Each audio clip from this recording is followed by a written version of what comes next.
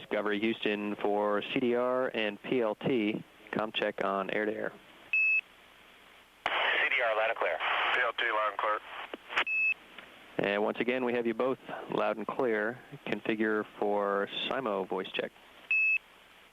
What?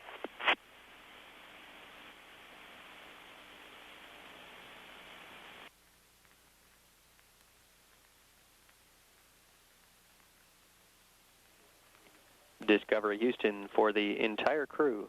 Com check. CDR, loud and clear. PLT. MS1, MS2, MS3. MS4, MS5. And Discovery Houston, we have you all loud and clear. This completes the air-to-ground voice checks.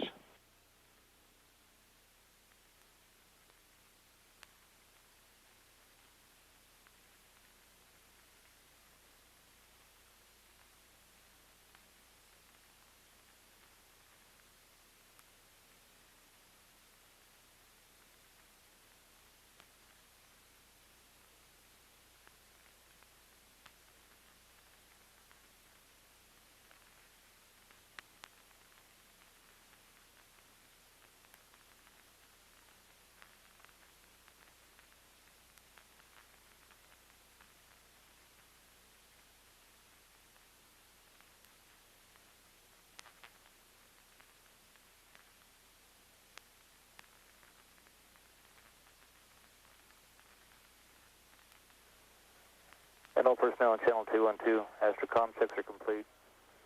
212 is available for normal use.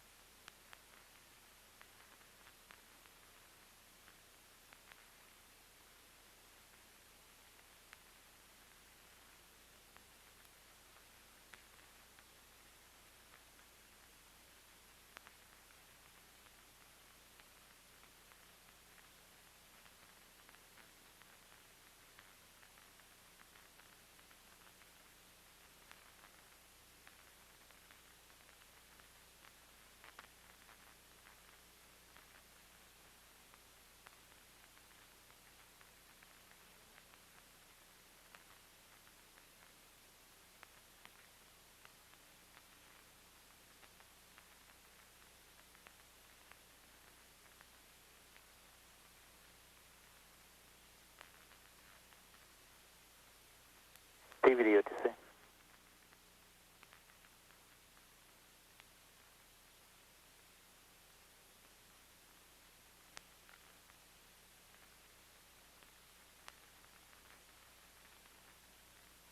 This is PVD on 212. Status on your vent doors, 1 and 2 leeward side. Closed or open?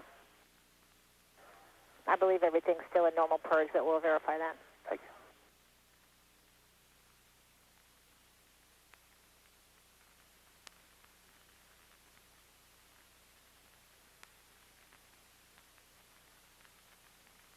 Yeah, OTC, we're in normal purge configuration on all vent doors.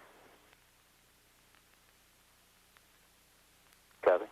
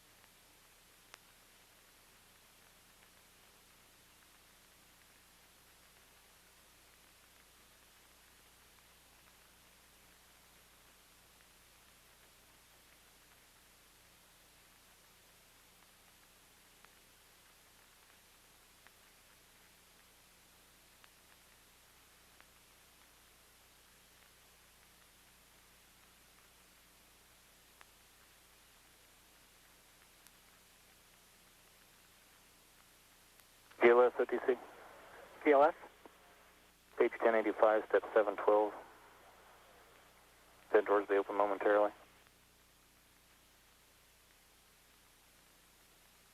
Thank you, sir.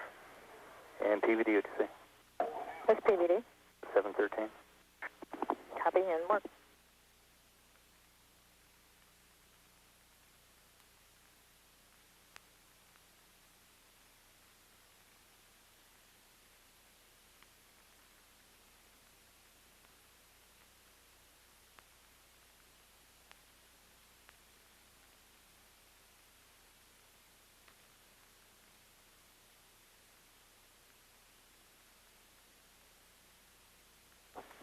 OTC, PVD.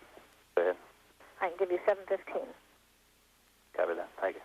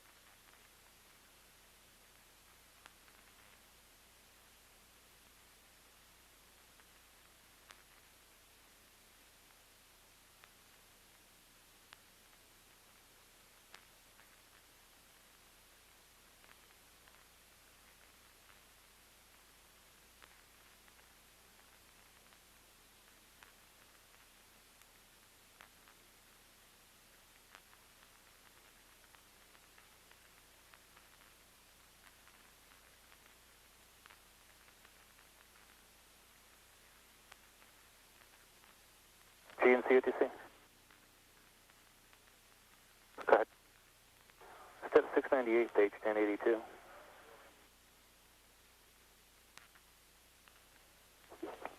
Okay, well, we can tolerate that downward dump. Copy that, thank you.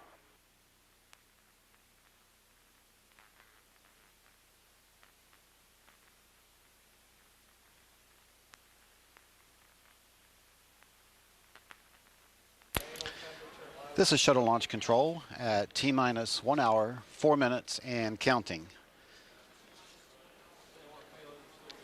We're in the process of actually getting the final preparations on the on Discovery's hatch to make final checks that the white room was prepared to be closed for launch.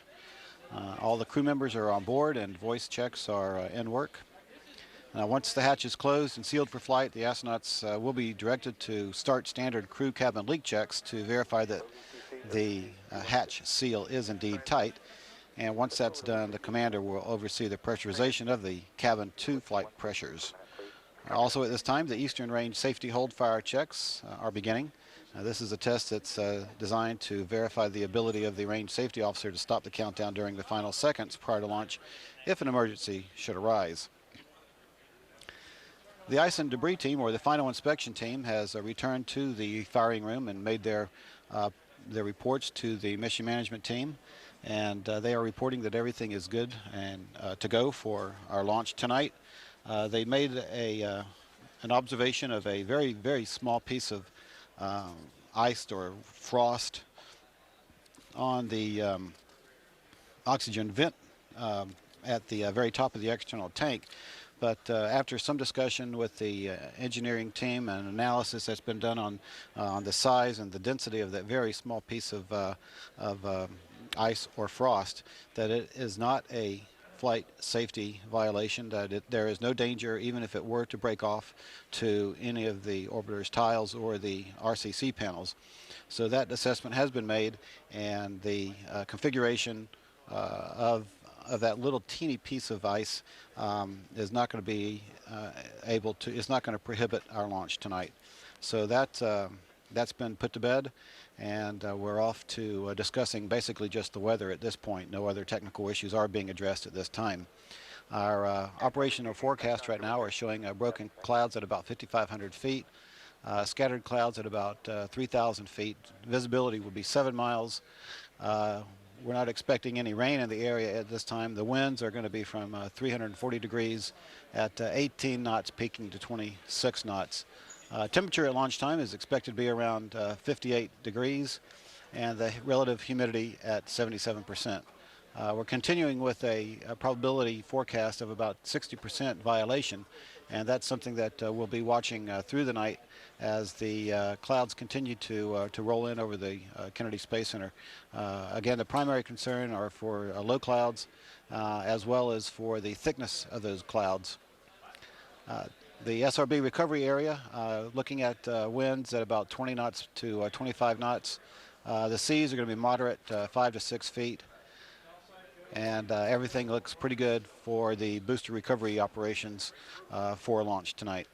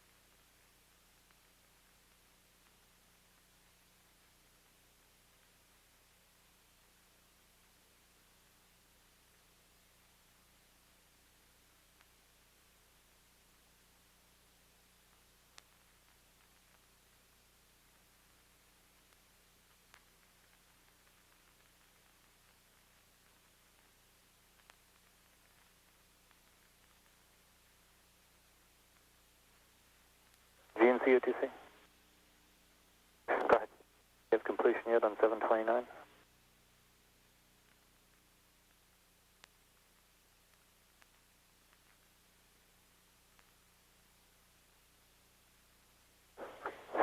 Verified. Copy.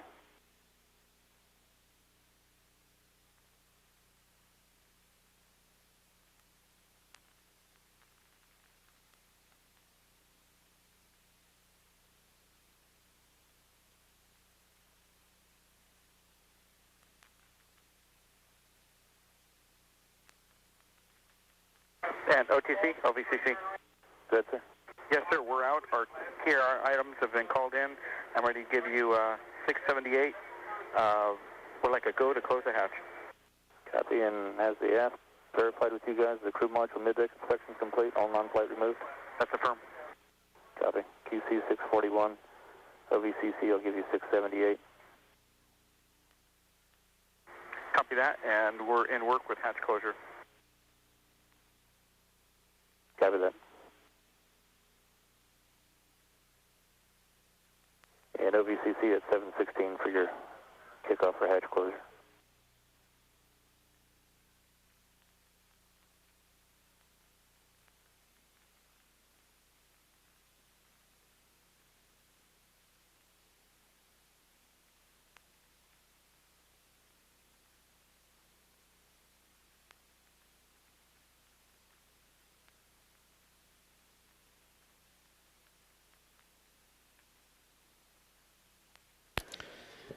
This is Shuttle Launch Control at T-minus 57 minutes and counting, and the crew hatch has been closed.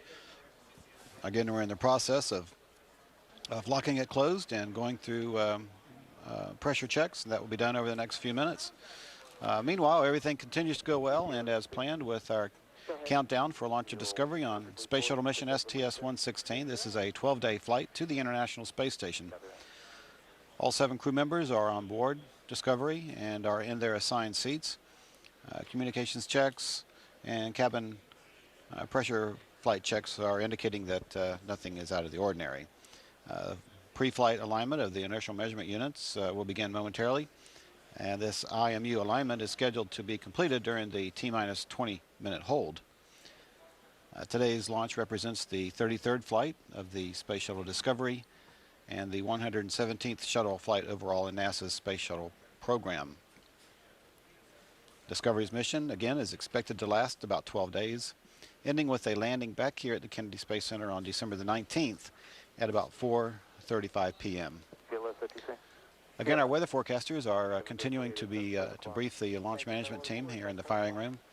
Right now, there are indications that, of course, our primary concern is for a cloud ceiling as well as the thickness of those clouds, and we're still only looking at about a 60% chance of violating that weather criteria. Nonetheless, it will be a matter of discussion, and that is the only technical issue that is being addressed at this time. When the final inspection team came back, they made their assessment to the launch management team, and they came back with an understanding or with a report that there was a very, very small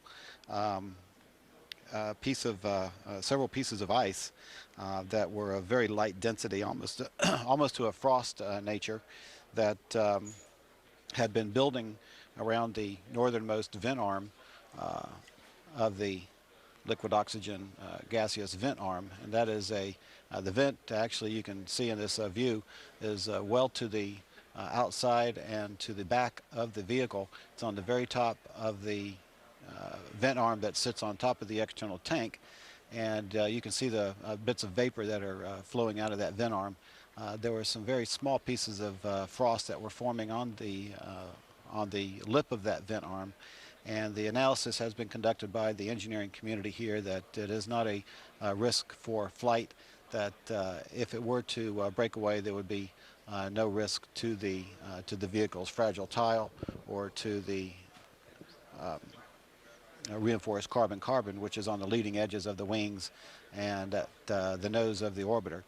In fact, that arm swings away at about 2 minutes prior to liftoff, and again carries it even further away from the vehicle. So that has been put to bed. It's not an issue for launch tonight.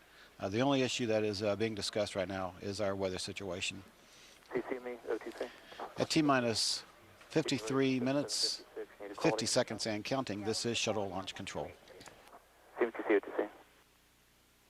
I copy, 128. Thank you, that'd be 27.400.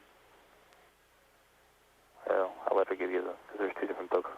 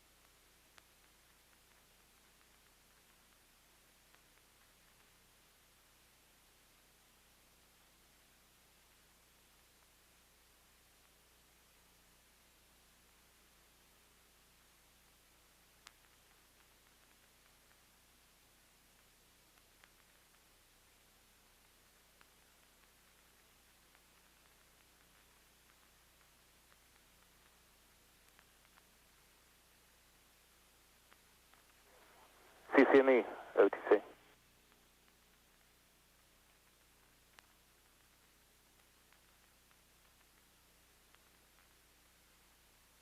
CCME, OTC. CCME. You have a go on 756. Copy.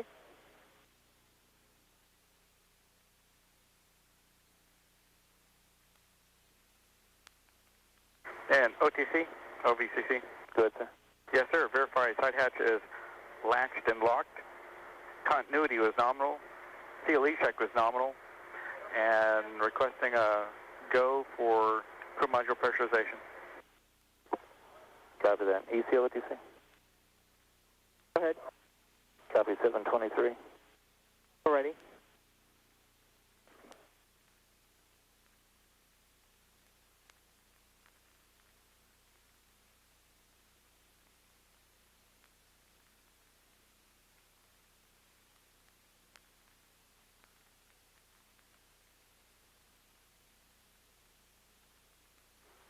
And CDR, ECO, OTC, stand by to perform cabin leak check. Master alarm and light will come on as a function of high cabin pressure. Cabin clacks and master alarm will also sound due to high cabin decay rate. Reset master alarm. CDR copy. And CDR, OTC, perform cabin leak check per your checklist. And one.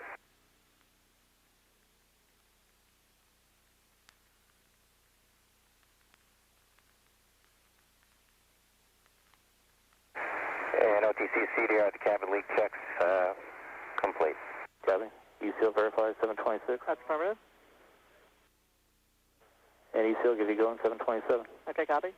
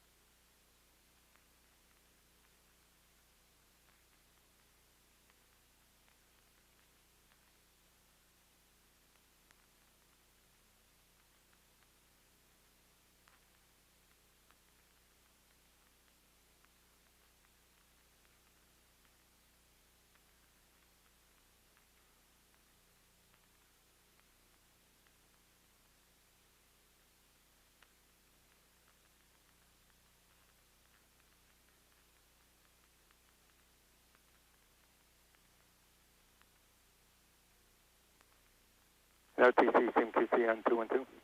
Go. Yeah, I can verify steps 838. Copy.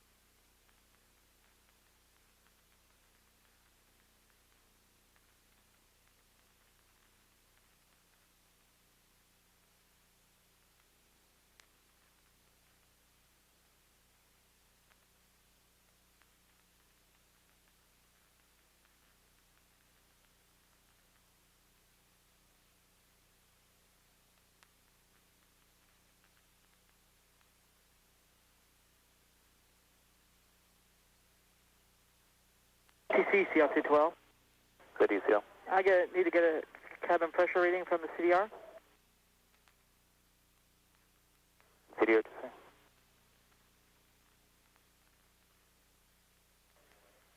CDR, CL212.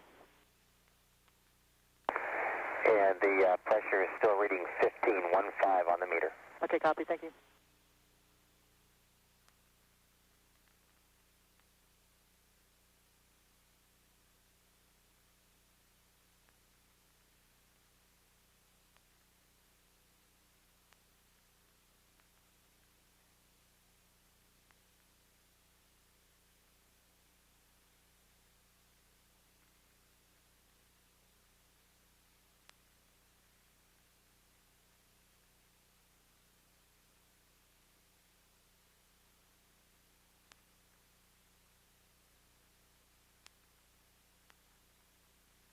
OTCC GLS 212.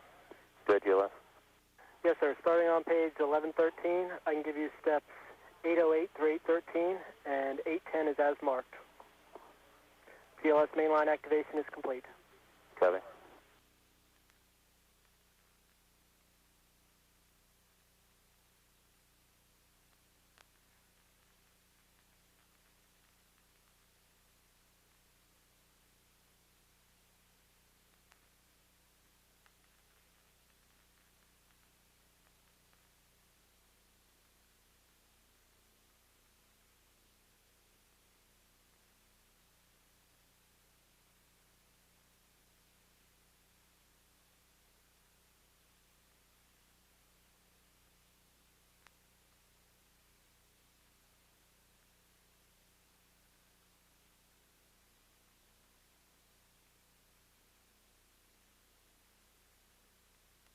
OVCC, OTC.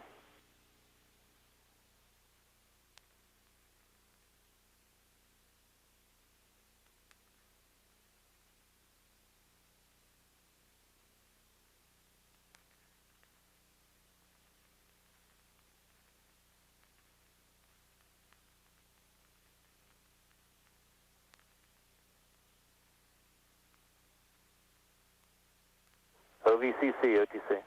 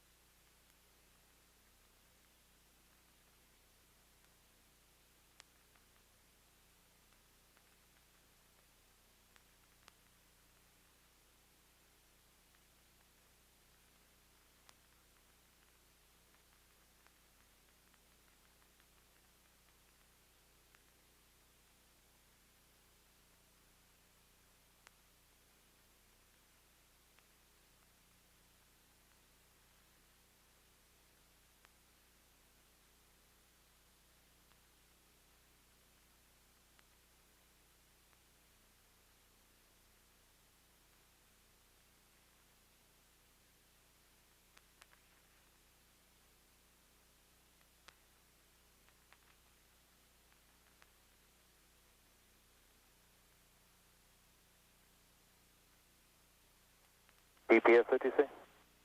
DPS, just about done. Copy. Thank you.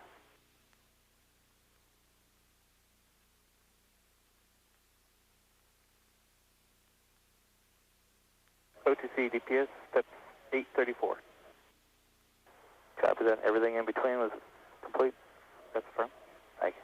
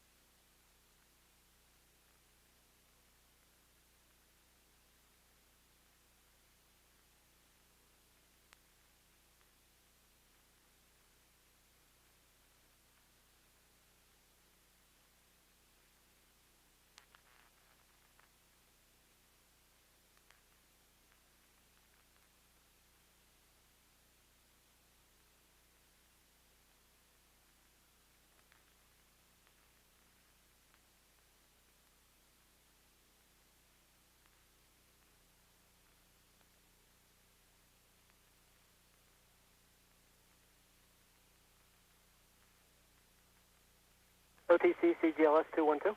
Good GLS. Yes, sir. I have some steps for you starting on 1101.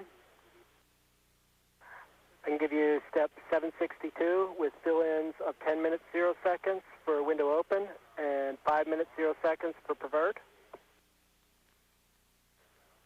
On page 1102, I can give you steps 764 and 765.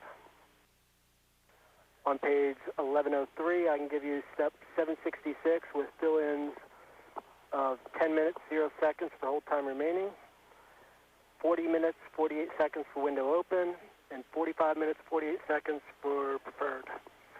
767 and 768 are complete. And then on page 1119, I can give you step 835. Copy 835.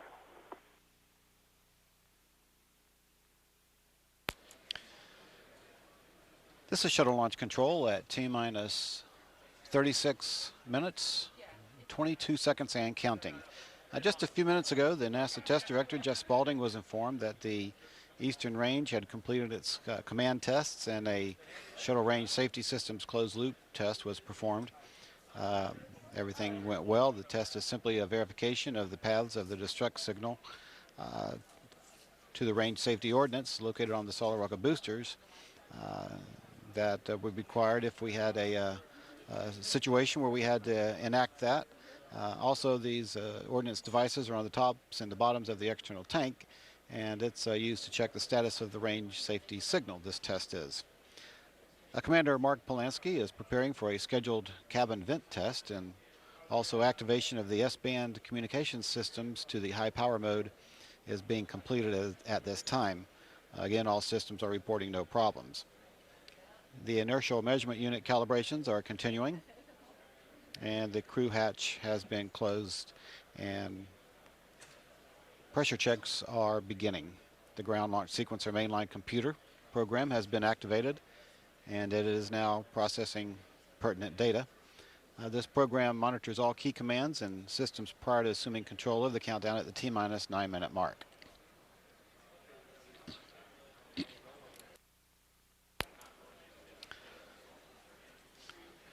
Here in the Launch Control Center, Firing Room 4, the launch team continues to perform a series of well-planned and charted-out procedures, each of which is necessary for a successful launch at 9:35 p.m.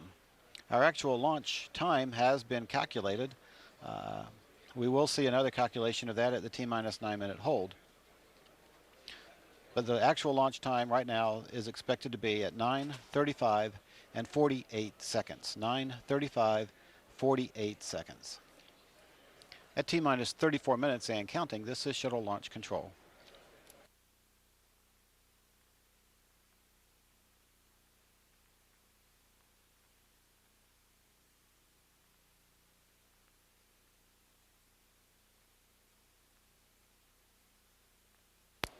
Meanwhile, we're continuing to assess the weather at Kennedy Space Center.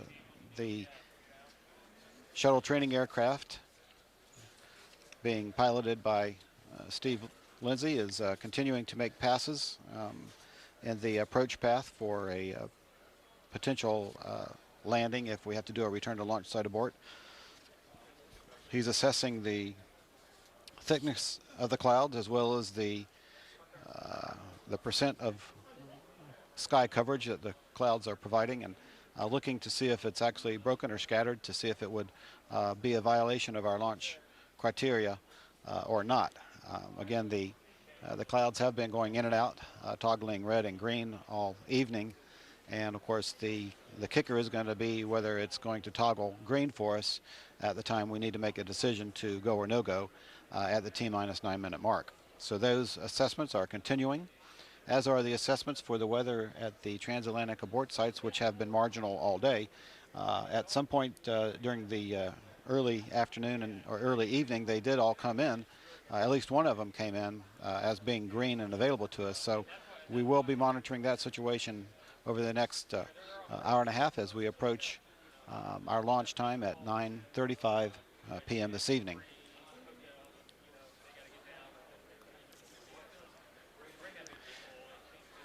From a technical standpoint, everything remains good and go. There are no technical issues being discussed at this point that would keep us from launching on time.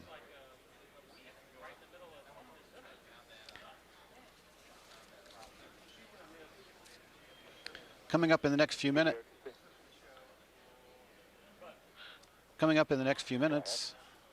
the post-launch inspections and safing teams will be assembled at the various roadblocks. The specific roadblock is located southeast of the Vehicle Assembly Building and 3.5 miles from Launch Pad 39B.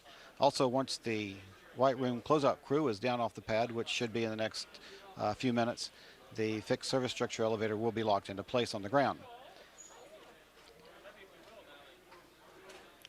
Also at this point in the count, the orbital maneuvering system gaseous nitrogen tanks are being pressurized. Gaseous nitrogen is used to operate the valves in the reaction control system to permit hypergolic propellants to flow into the orbiter maneuvering system's engines. Also, the pre-flight checks of the orbiter's master events controller is being completed at this time. This is the software package that relays commands from the orbiter's computers to fire explosive charges that are connected to the SRB hold-down bolts at launch time. It also controls the separations of the solid rocket boosters from the external tank about 2 minutes, 10 seconds after liftoff. Copy. QC at 8:59 and CDR, perform moments GN2 pressurization per your checklist. Moments GN2 press in work. Copy. DLT OTC. At T-minus 30 minutes and counting, this is Shuttle Launch Control. perform water spray boiler GN2 supply activation. Water spray boiler GN2 supply activation inward. Copy.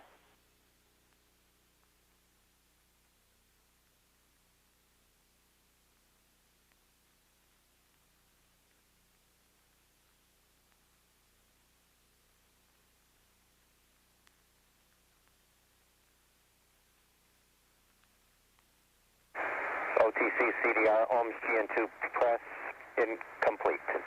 Copy, sir. QC 868. Copy.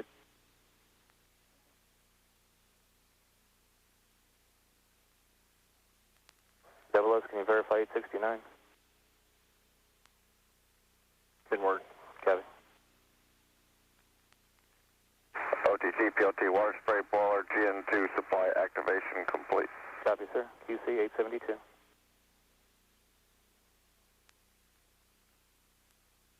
HYD, can you verify 873?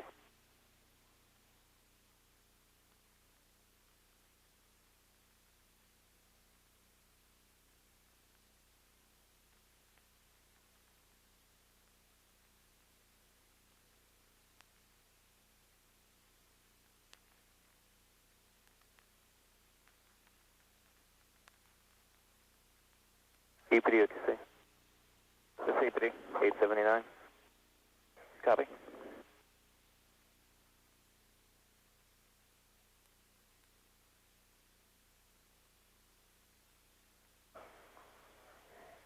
OTC CWS. Good, sir. Yeah, 869 is verified. Copy, thank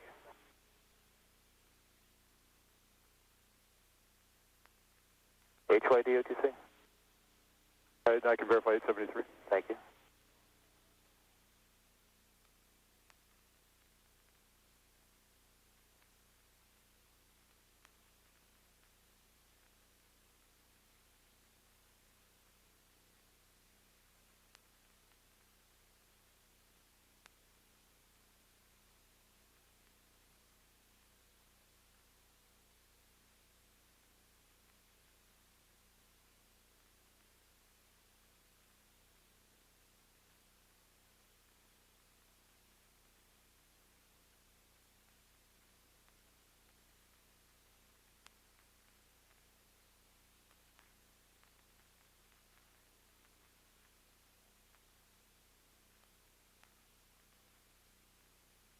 ECL OTC? Go ahead. How much longer do you think before you're ready for the cabin vent redundancy? We haven't even started the main one yet. So how much time do you think we have? Need to give up the net for about 5 minutes? At least 10 minutes. Okay, thanks.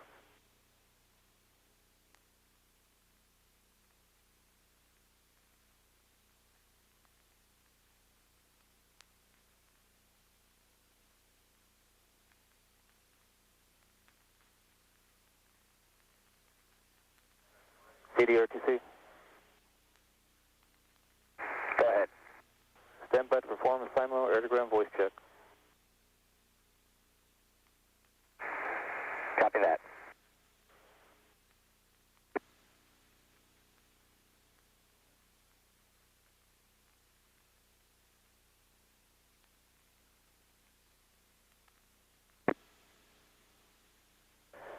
OTC EPD? Good, sir. I can give you 880 through 884. Copy, thank you.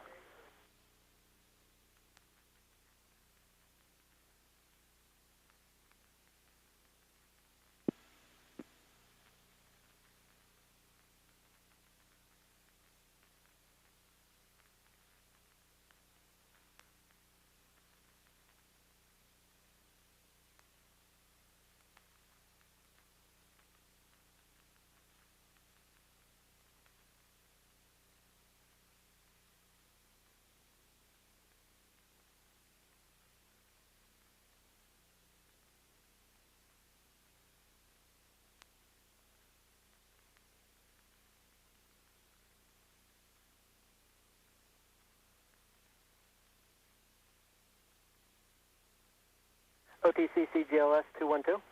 Yeah. Yes, sir. On page 1133, I can give you step 886. GLS limit change and dual notification for BRS is complete. Copy.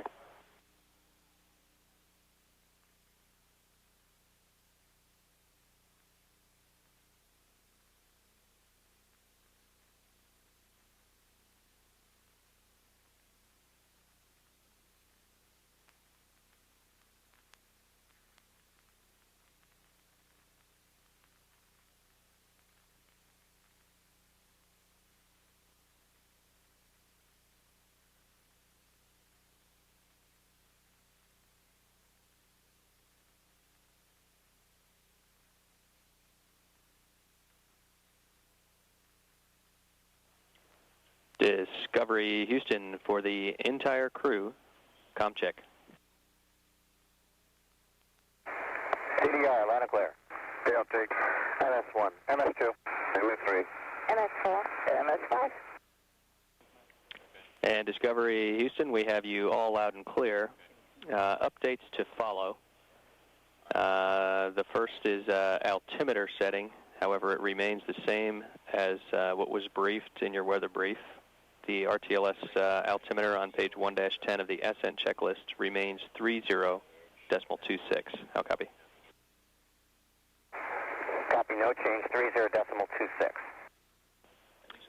Okay, Roman, your next update is in the flip book, page 2-4 for boundaries. Let me know when you're ready.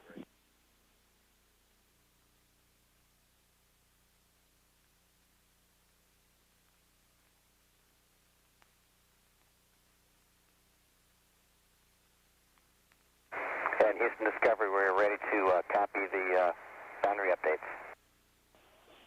Okay, press to ATO 10.400, single engine ops 3 12.300, press to MECO 13.800, and single engine press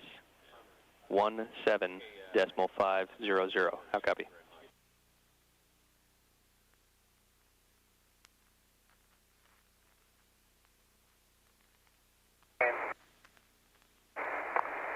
And Houston Discovery, we copy. Press to ATO is 10.4.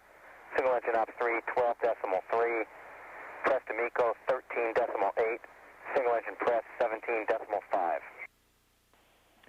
That's a good copy on all. Your next update on the facing page for the throttle bucket, PC to 72 will be .83, and PC back to 104 will be 1.17. How copy?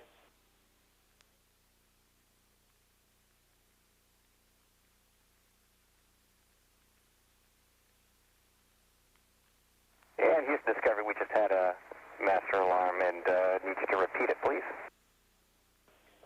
Okay, I'll repeat the throttle bucket. PC to 72 is .83. PC to 104 is 1.17. How copy?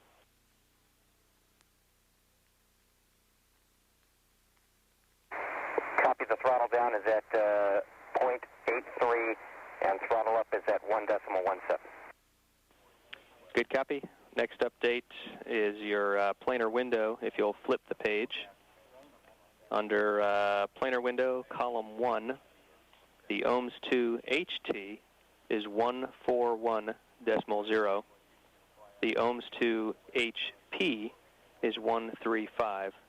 Column 2 is NA. How copy? And we copy under planar window 1. The fill-ins are 141.0 and 135. NA for window 2. Good copy on all. Your next update is back in the ascent checklist, page 8-7. Let me know when you're there.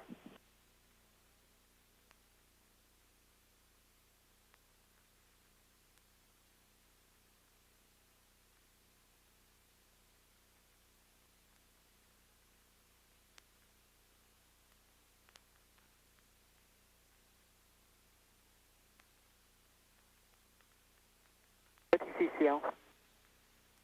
Oh, sorry, I was looking at 132.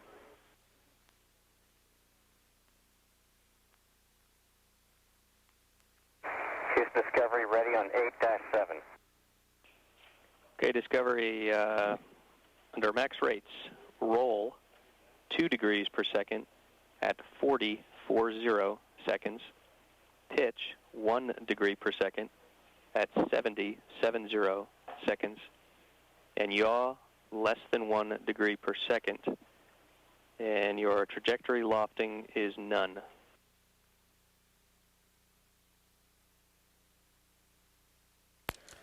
This is Shuttle Launch Control, and we are coming up on the time where we go into our T-minus 20-minute hold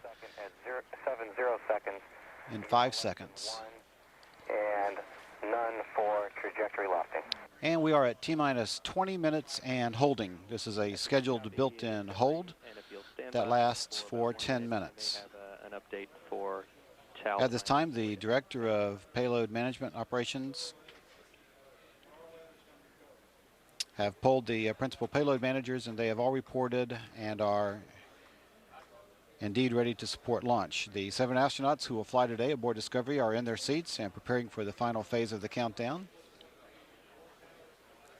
During this hold, the NASA test director will ask members of the test team to verify that the correct computer software has been loaded into the computers for the remainder of the count. And also during this time, we will verify that the pre-flight inertial measurement unit alignment is complete. Also, the landing and recovery director will ask if the shuttle landing site is ready and configured for launch. Right now, our forecast. And a final check to see if the booster recovery ships are ready and on station in the Atlantic will be made as well. We've removed the call for CBs within 20. At T-minus 20 minutes and holding, this is shuttle launch control. Ceiling deck in the 3,000 to 4,000 foot range, and we're hopeful that may clear out and move from the west off to the east. And we're also continuing to look at Morone and Zaragoza. There are some possibilities there, but for now, we're going to stick with Istrus. Okay, FMI is the plan for now. Thanks. And this completes your SN checklist updates. Great, thank you very much.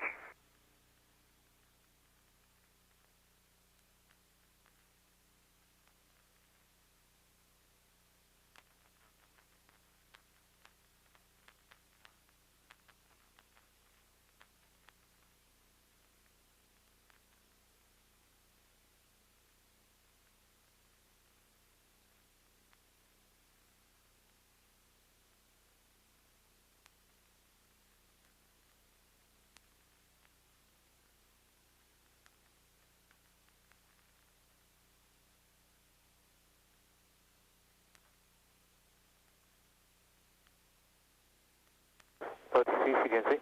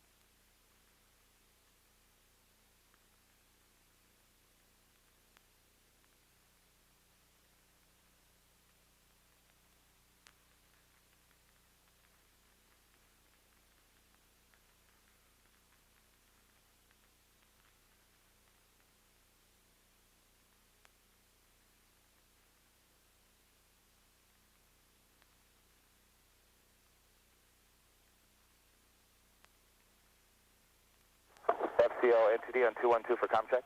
NTD is FCO on 212. Have you loud and clear? Copy, I have you the same, thank you.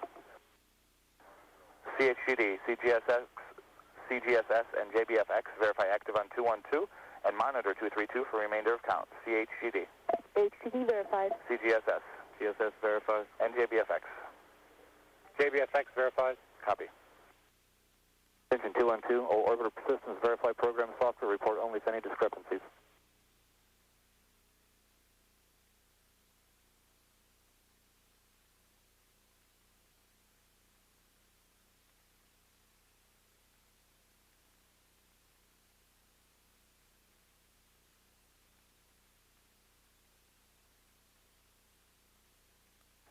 And attention all personnel, this is the NTD conducting the T-minus 20-minute briefing.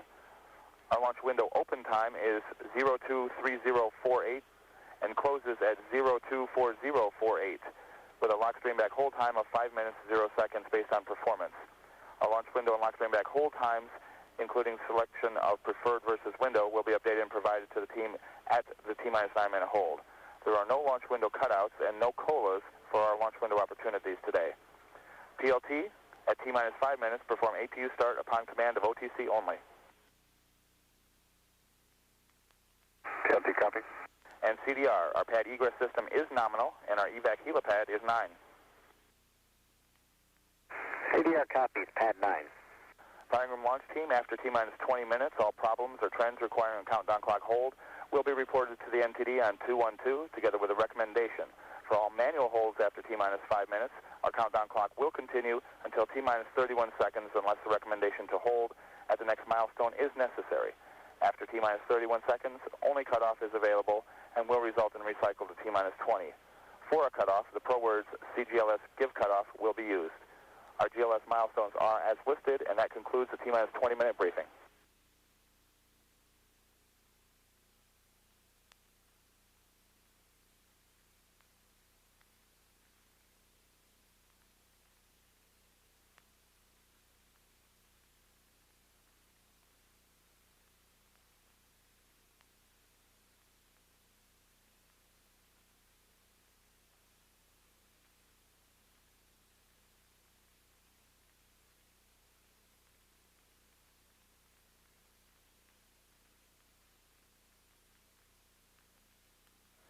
CGSS, OTC. CGSS. You ready for 982, second HCU pump? That's affirmed. Yes, sir.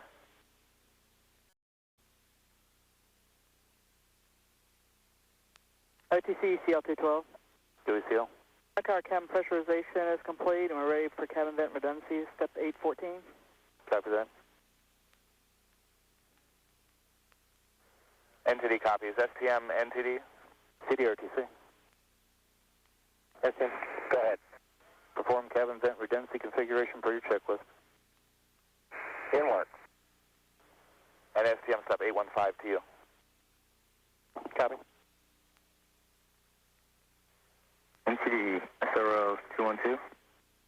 Go SRO. Be advised, we are now ops cap green. Weather is clear. We are clear for all weather constraints. And again, we are ops cap green.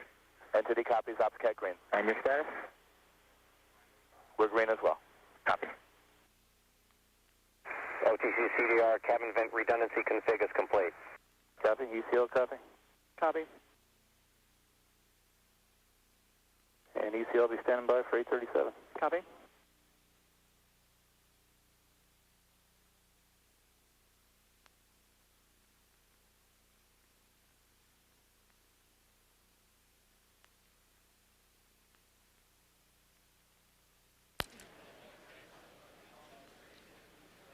This is Shuttle Launch Control at T-minus 20 minutes and holding with about 2 minutes remaining in our scheduled 10-minute built-in hold. And as we just heard, the forecasts are starting to look a little bit more favorable. They're trending in our direction, and it looks like our launch ceiling is trending good as well. In fact, our observed forecast indicates that there are no violations at this time. We'll continue to monitor that as we go through the next hour and 15 minutes, heading up to our launch time at 9:35 p.m. HTD. Step 885. Copy that.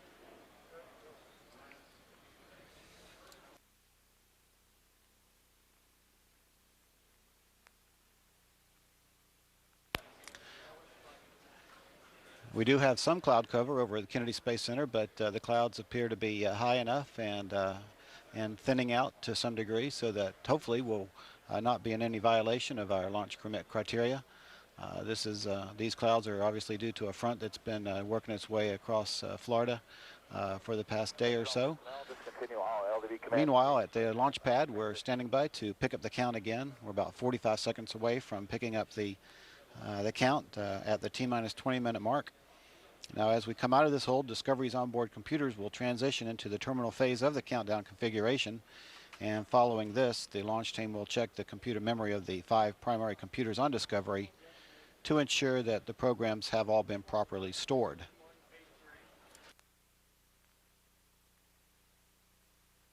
This is personnel. Countdown clock will resume in about 20 seconds.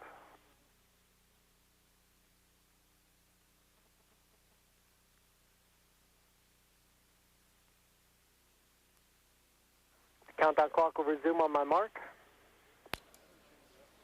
3. Standing by to come out of the hold. 1. Mark. And we are at T-minus 20 minutes and counting.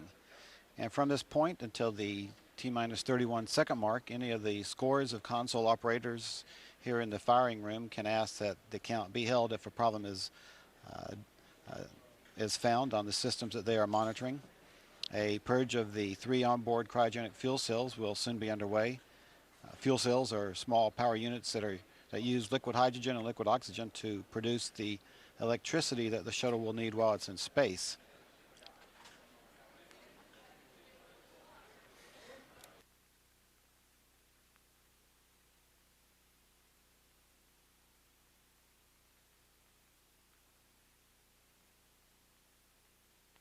OTC CL 212. Go. Okay, I can give you step 837. Copy 837. We're at T-minus 19 minutes and counting. And the primary ascent computer software is now the primary launch program. Commander Mark Polanski on board Discovery will align the backup flight systems to the terminal countdown configuration. Also, the 7-minute dumping of the launch program stored in the memory of one of the 5 general purpose computers has begun. And afterwards, the engineers will examine the data for any inconsistencies or miscomparisons among the 5 computers. Cabin vents in work. Cabin.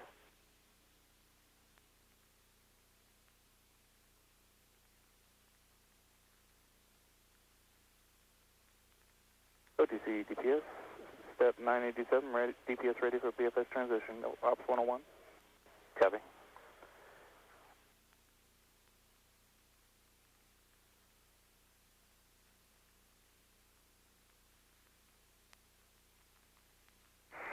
OTC CDR cabin vent is complete. Copy that. And CDR to C, clear pass fault summary and take BFS to Ops 1 for your checklist. That is in work. ECO to C, 846. ECO copies.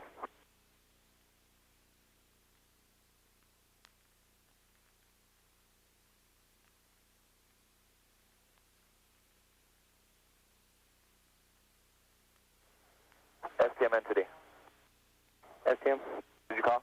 Yes, for 741 complete. Copy. OTC CDR Ops 1 load is complete. Performing BFS to Ops 1. Copy, sir.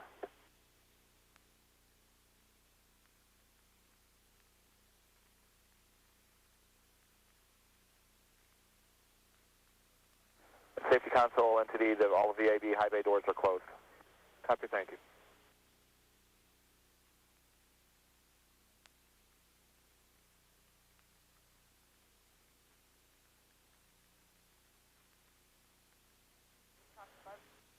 And entity safety on 212. Oh. Yeah, make sure I understand that correctly. You're verifying all the doors are closed and variance not required. Yes, step 741. Copy. DLT OTC?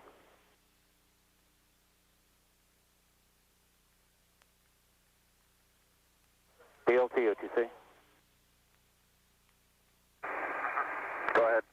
Perform horizontal situation configuration per your checklist. And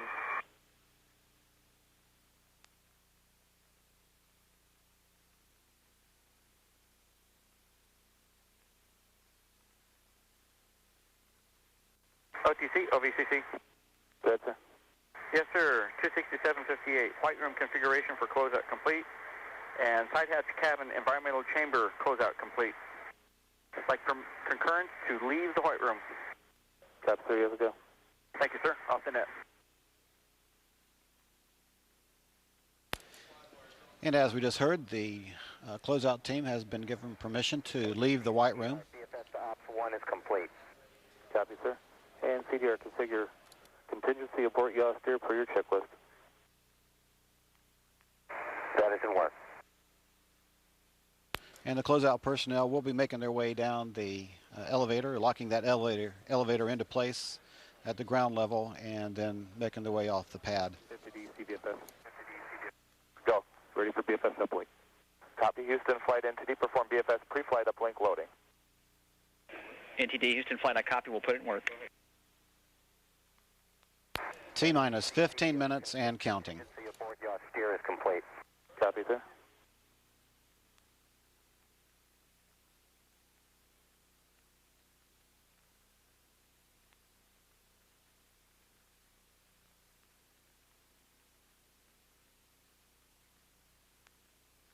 And NTD OTC 904, 905.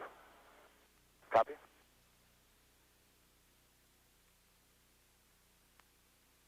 DVD OTC 908. Copy, we'll put it in mark.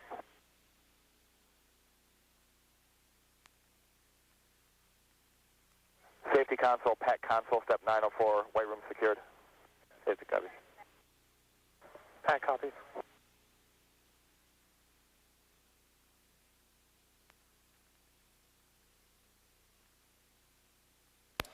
Team. Fire console NTD, step 906, close out crews departing. We can have folks follow them out.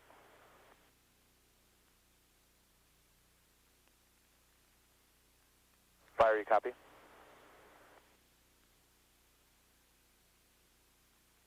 STM NTD, step 907, looking for video tracking. STM copy 907. Fire console NTD.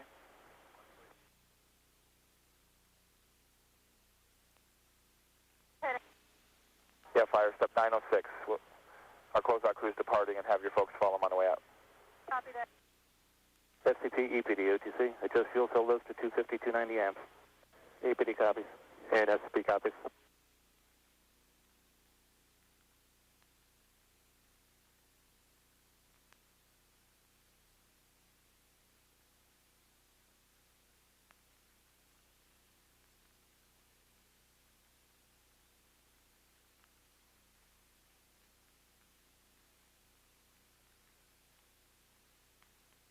OTC, PLT, horizontal sit config complete.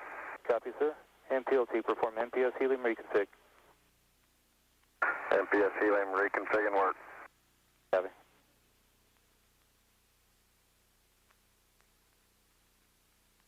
OTC, PVD. Go ahead. I give you 909 and 910. Copy. NTD, copy 910. Centaurs, purge. Copy that, thank you.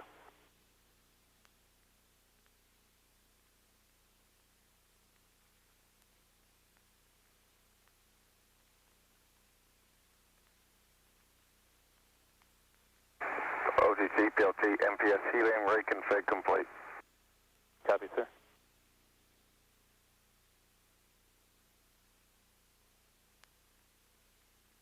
MPS verify 1008.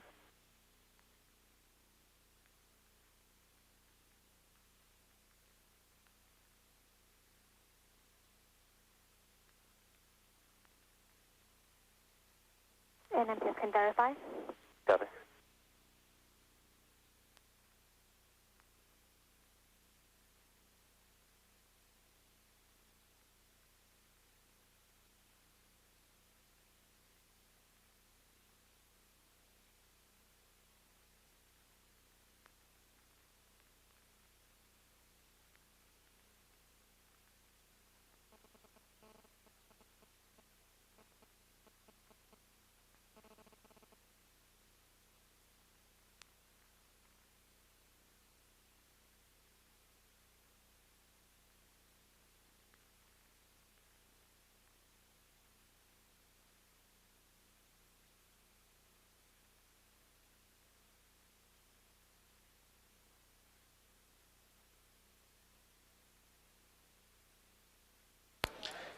This is Shuttle Launch Control at T-minus 10 minutes, 50 seconds and counting.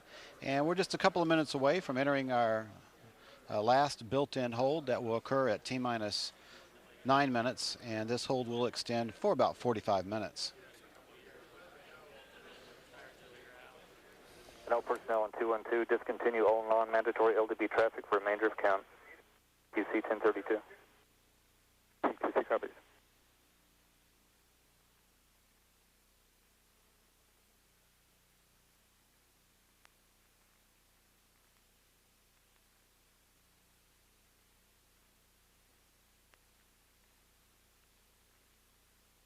NTDs to flight. Good flight. I can give you step 1004. Our BFS pre-flight uplink loads are complete. I copy. CVFS, you copy? CVFS copy.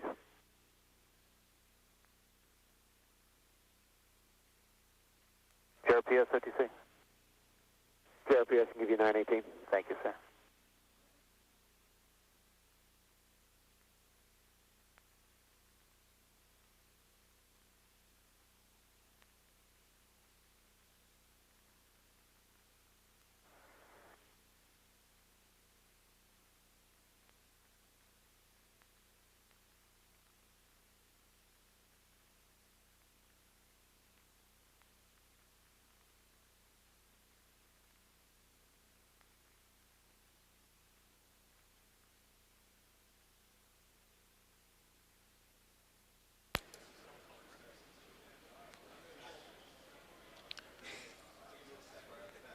And we are at T-minus 9 minutes and holding.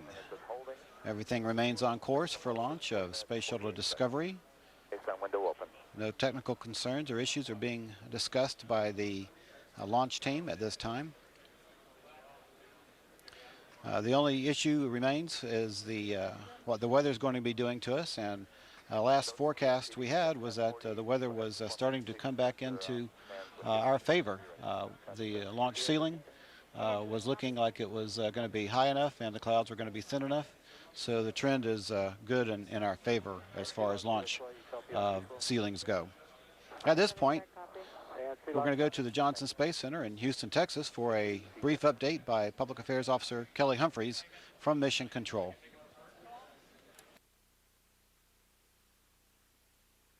And this is Mission Control Houston at the T-minus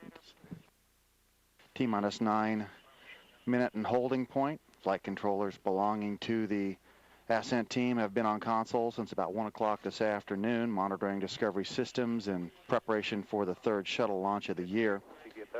The ascent team is led by Flight Director Steve Stitch, with the assistance of Norm Knight, the flight director monitoring landing site weather conditions.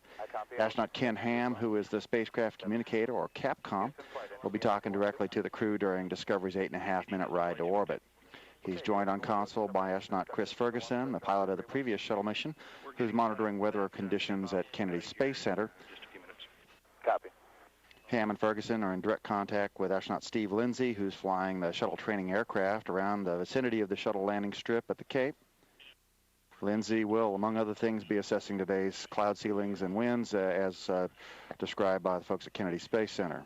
At the time of Discovery's launch, the International Space Station is going to be orbiting 220 statute miles above southwestern England, north of Plymouth. Discovery's launch is timed to match the moment when the Earth's rotation carries Launch Pad 39B into the corridor or plane of the station's orbit. Down the hall from the shuttle flight control room, another team of flight controllers is on duty in the International Space Station flight control room, known as Ficker 1, led by Flight Director Brian Smith, as they watch over the activities of the Expedition 14 crew aboard the space station. Commander Mike Lopez Alegria and Flight Engineer Mikhail Turin are well into their 6-month stay aboard the International Space Station. They were launched on September 18 in a Soyuz rocket from the Baikonur Cosmodrome in Kazakhstan and arrived at the space station complex on September 20 to begin their half year on the complex. Flight engineer Tomas Ryder is nearing the end of his 6-month stay on the station. He arrived in July aboard Discovery and will return home aboard the same shift at the end of this mission. Ryder worked as part of both the Expedition 13 and 14 crews and will be replaced by Sonny Williams. Station crew spent today packing items that will be returned to Earth aboard Discovery, working with several science experiments and making final spacewalk preparations in anticipation of their shuttle visitors' arrival. Shuttle flight controllers here in Houston are also watching weather conditions at the overseas abort sites in Spain and France, which would be used in the event of an engine failure early in Discovery's climb to orbit. So far, Istres, France is considered the prime transoceanic abort site today for Discovery and its crew, although flight controllers are watching both Morón and Zaragoza as possible landing opportunities in the event that the weather should change. At launch, Discovery will be sent aloft on the collective power of its 3 liquid-fueled main engines and its twin solid rocket boosters, combining for a total of 7 million pounds of thrust. About 30 seconds into the flight, following its roll maneuver, Discovery's computers will throttle the main engines down to 72% of their rated performance to lessen the aerodynamic forces on the shuttle's external fuel tank and the orbiter's aero surfaces, and those engines will remain in the lower throttle setting for about 13 seconds. Shortly after solid rocket booster separation, Discovery's orbital maneuvering system engines will ignite for 1 minute and 37 seconds, providing an assist for the shuttle as it heads uphill. A little less than 6 minutes into the flight, Discovery's onboard computers will command the shuttle's main engines to swivel, allowing Discovery to roll to a heads-up position above the modified external fuel tank. That maneuver will allow Discovery to gain more favorable communications with the tracking and data relay satellite system. During Discovery's climb, a television camera mounted on the external tank's liquid oxygen feed line should provide live imagery of the starboard side of the shuttle and its belly, as well as a portion of the tank itself. If lighting conditions allow, main engine cutoff and external tank separation may also be seen live as the video is transmitted through a series of tracking stations along the eastern seaboard. For this night launch, ground-based radar will be tracking the vehicle to collect imagery. There are no planned maneuvers after external tank separation to support handheld photography of the tank as it falls away. Although cameras mounted in the umbilical well will be operating, they are not expected to collect any useful imagery in the low light conditions. Shuttle managers approved the night launch, confident that the redesign of the external tank, radar imagery, and sensors on the leading edges of Discovery's wings, combined with post-launch inspections on orbit, will allow them to verify the health of the shuttle's heat shield for landing. About 8.5 minutes after launch, Discovery's main engines will be commanded to shut off, and the shuttle will separate from its external fuel tank. Discovery will settle into an elliptical orbit around 135 statute miles above the Earth at its apogee, which will be refined to a higher elliptical orbit above the Earth about 37 minutes into the flight through a firing of the shuttle's orbital maneuvering system engines. Additional rendezvous maneuvers will be executed over the course of the next 2 days, bringing Discovery to a docking with the space station on Saturday afternoon. Discovery's 7-member crew will go to work shortly after the shuttle's payload bay doors open, activating systems, unstowing gear, and activating systems in the pressurized Space Hab cargo carrier. They'll begin preparing for the first 8-hour sleep period in orbit, which will begin just after 2:30 a.m. Central Time Friday. The other elevator is... Again, the ascent team and Flight Director Steve Stitch are set to take over control of the 33rd flight of Discovery and the 117th mission in the shuttle program history at solid rocket booster ignition. At T-minus 9 minutes and holding, this is Mission Control Houston.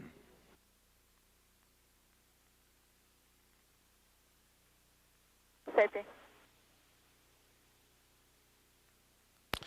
And we're back at Kennedy Space Center now, and again, all continues to go well as we wait out the final minutes of this built-in hold. We have about 34 minutes remaining in this built-in hold. Coming up shortly is a interview with our Center Director, Jim Kennedy. We'll have him on the console asking him a few questions as we wait out this hold and move toward our launch time of 9:35 p.m. tonight. At T-minus 9 minutes and holding, this is shuttle launch control. Okay, our cabin vent's complete. We're ready for cabin pressure reading, and that was step 897. And for 898, our cabin pressure reading is 14.76. Copy 14.76. CDR OTC. Go ahead. Report cabin pressurization for your checklist. Copy.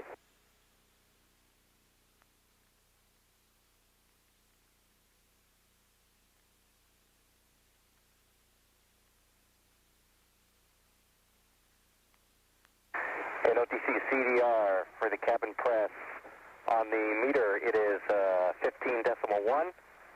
On the display, it is 14.8. Copy, sir. And ECO, you concur with 900? That's firm, yes. CDR-TC, close cabin vent valves for your checklist. That's in work.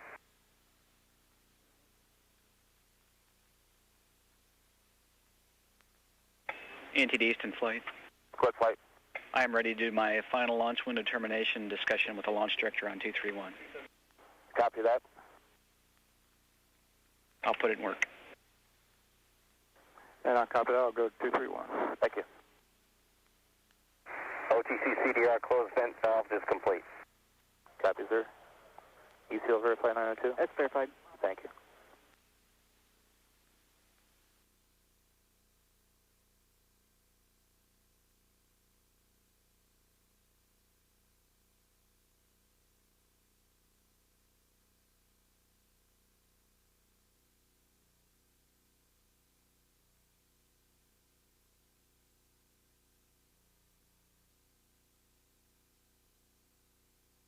OTC CMPS. Go ahead. Step 1068 is complete. Copy. Did you copy 1068? Copy, thank you.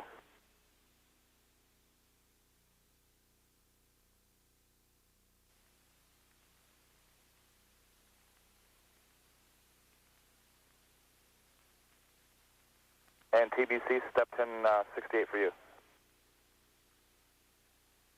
TBC, copy.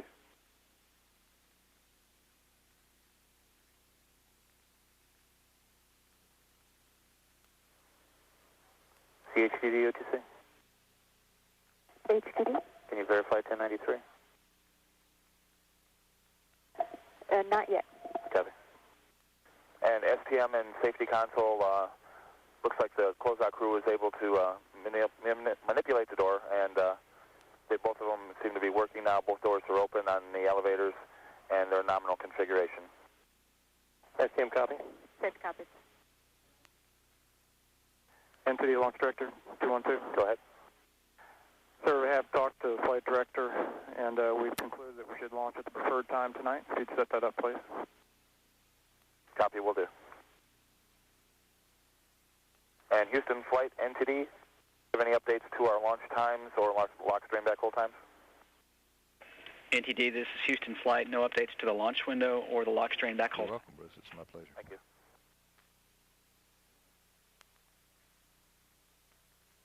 NTD, this is GRIS on 212. Go ahead, GRS. I'm ready to give you That's it. 1049 when you're ready to copy. Okay, just one moment. I'm going to relay the launch window information here. And attention all personnel, this is NTD with our launch window data for OTC, TBC, PTC, LPS, MILA, STM, Safety Console, SPE, LRD, SRO, CDR, and GLS, step 1044.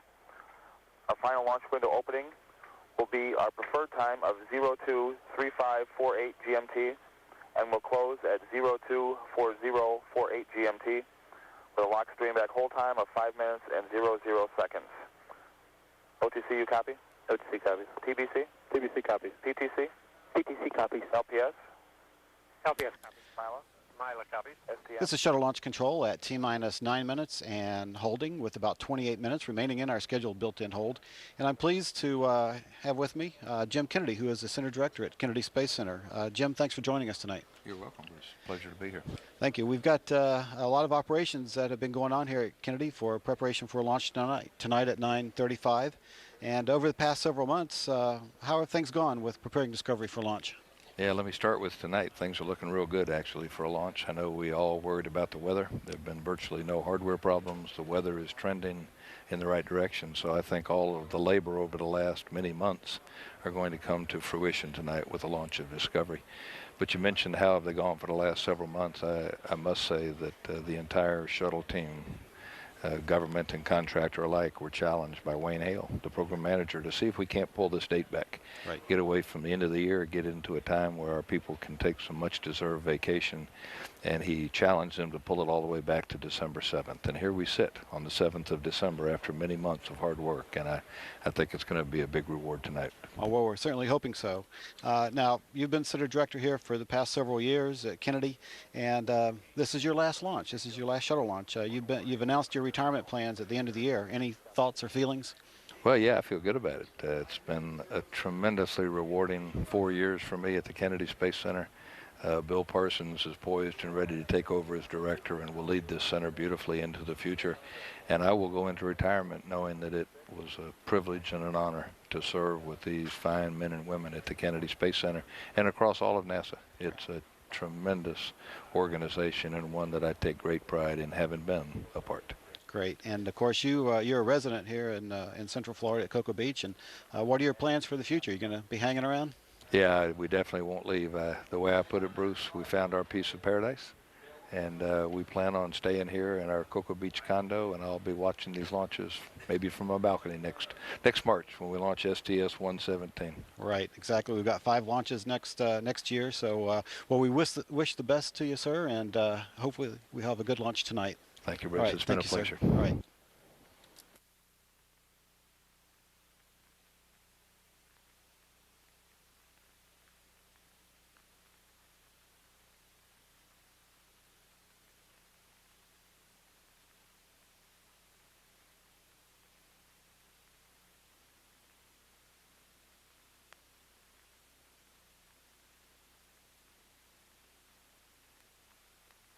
Safety console, NTD on 212.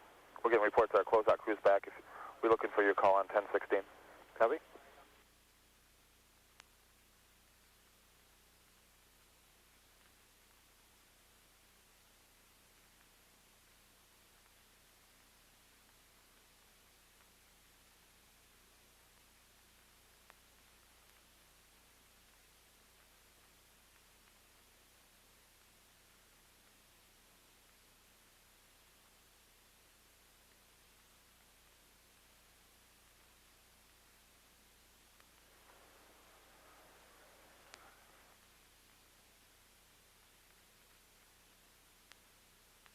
NTD safety. Go ahead, safety. Yeah, can you give us 888?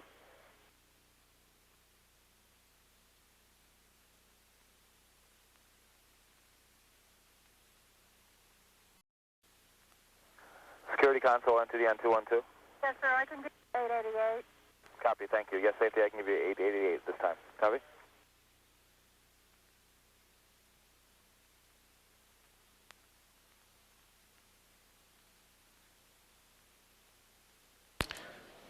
This is Shuttle Launch Control at T-minus 9 minutes and holding with about 30 minutes remaining in our scheduled built-in hold. And we have a short 3-minute tape that depicts the spacewalks that will be taking place on this mission. And we'll go with that tape at this time. Polanski, along with William Oefelein, Robert Kerbeam, Joan Higginbotham, Nicholas Patrick, Christer Fugelsang, and Sunita Williams will have a busy work schedule for the 12-day mission. I really need to know the big picture, what's going on with the entire crew, be looking out for the rest of my crew with regards to their timelines, their tasks, making sure that people aren't getting overutilized in certain areas, as well as concentrating on the things that in particular I'll be performing on the flight. So it's sort of like being both a player and a coach at the same time. One of the prime tasks of the mission will be to install the Port 5 truss segment on the station. The shuttle's robotic arm will hand off the truss to the station's robotic arm, which will be used to carefully position the segment for attachment by 2 spacewalkers. Sunita Williams and Joan Higginbotham will operate the station's arm. The arm operations are really complex. We have very tight tolerances between the arm and different structures. For example, on our mission, we are going to, as we're putting the P5 truss into position, we are coming within inches of a box. And that's unheard of. You always want to stay 2 feet away from structure. So 2 feet and 2 inches is a big difference. Since it went into service, the space station has been running on a temporary electrical configuration. Once the truss is in place, the astronauts will tackle the difficult task of reconfiguring the station to run on power generated by its new solar arrays. These arrays were attached and deployed by the STS-116 crew in September and are designed to rotate to remain pointed optimally at the Sun. During 2 additional spacewalks, mission controllers on the ground will send commands to switch off power, then unplug and replug power cables into different locations. What sounds simple on Earth is certainly more difficult and dangerous when working in space. The work is full of unknown factors, like working with parts of the station that have been exposed to the harsh conditions of space for a number of years. One such process will require folding up a solar array currently in use to allow the new ones to fully rotate. European Space Agency astronaut Christer Fugelsang, the first Swedish astronaut in space, will participate in 2 of the mission's spacewalks. A final goal of the mission is a crew exchange as Williams trades places with German astronaut Thomas Reiter to become the new flight engineer of the space station's Expedition 14 crew. Reiter, who traveled to the station in July aboard Discovery during STS-121, will return to Earth with the STS-116 crew.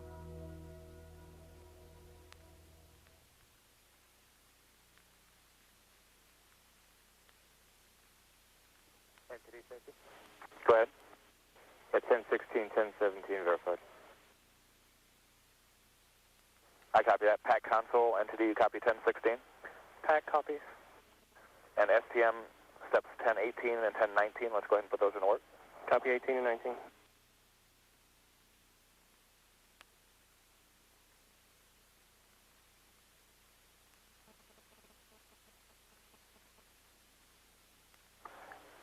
SRO, NTD, our KSC area is clear for launch. That's step 1021.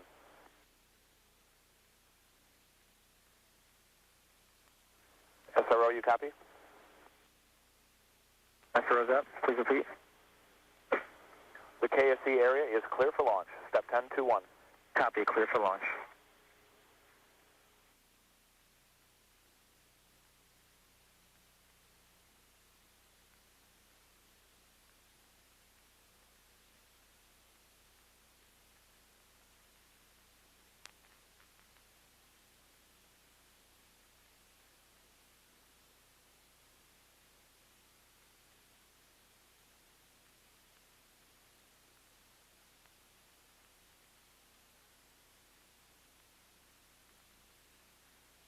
CMQC, NTD N212. CMQC. Constraint status, please. We are tracking no open constraints at this time. Copy that. Thank you.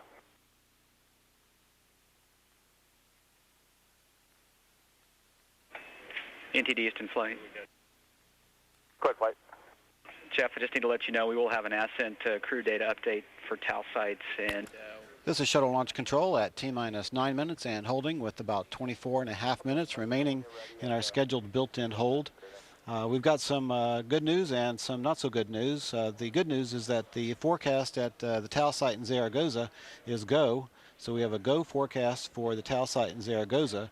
The less than good news is that we've currently gone red again at Kennedy Space Center for our low cloud ceiling rule. So we will be watching that, making some real-time assessments as we get close to our launch time. But the TAL site at Zaragoza appears to be good to support launch, and we'll continue to monitor the weather at Kennedy Space Center. At this time, we have another video that we'll be playing. It's about 2.5 minutes long, and this one deals with space food. John Glenn was the first American to eat in the near-weightless environment of Earth orbit. And while he found the task of eating fairly easy, he and other Mercury astronauts found their freeze-dried and semi-liquid menu rather limited and unappetizing. Today, much of the food crew members eat aboard the space shuttle can be found on grocery store shelves. Astronauts select their own menus from a large array of food items. During the food evaluation sessions, the astronauts sample a variety of foods and beverages available for flight. Some foods, like soups and casseroles, are packaged to be rehydrated before they are eaten. Others, such as tuna and salmon, are canned to destroy harmful microorganisms, while dishes like beef tips with mushrooms and chicken a la king are packaged in pouches that can be heated. But the astronauts also find more familiar items, nuts, granola bars, and cookies for ready-to-eat snacks. All foods are processed to require no refrigeration, and fresh foods must be eaten within the first few days of a flight. About 3 weeks before launch, the packed food lockers are shipped to NASA's Kennedy Space Center in Florida from Houston. Fresh foods such as fruits, vegetables, and breads are loaded at Kennedy in the last few days. 2 to 3 days before launch, the food lockers are installed aboard the shuttle, with fresh items being added in the last 36 hours. For the crew members who inhabit the International Space Station, meals are planned on an 8-day cycle. Half of the food system for the station is based in the U.S., and the other half is in Russia. While the food system is similar to the shuttle's, preparation revolves around the launch of supplies so that the food is already aboard the station when a new crew arrives. Station crew members prepare meals and eat them in the Russian Zvezda module, which has a fold-down table that can accommodate a crew of 3. Just as space food has changed since the days of the Mercury astronauts, advances must continue as we prepare future space travelers to return to the Moon, then journey on to Mars and beyond.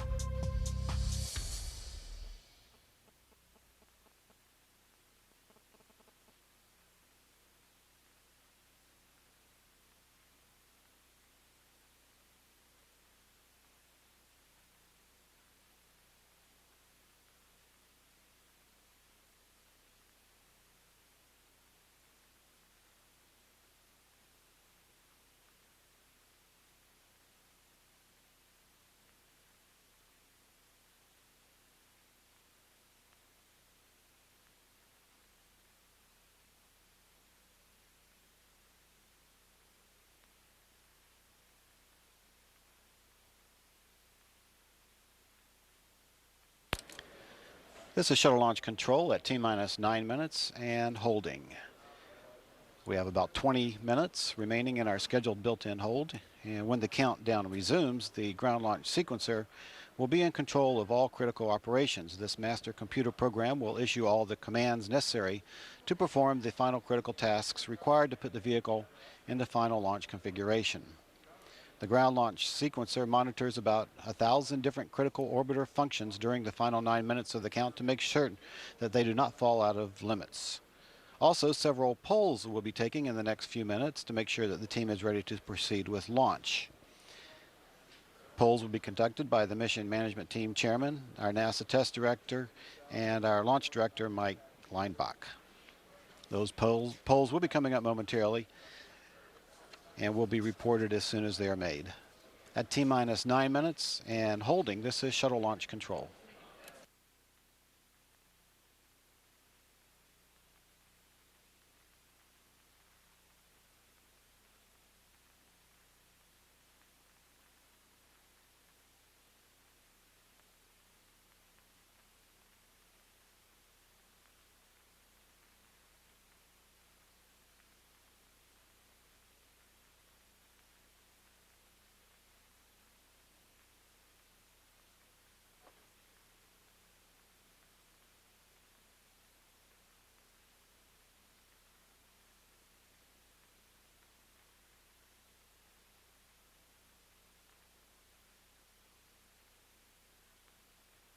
NTD, GOIS on 212.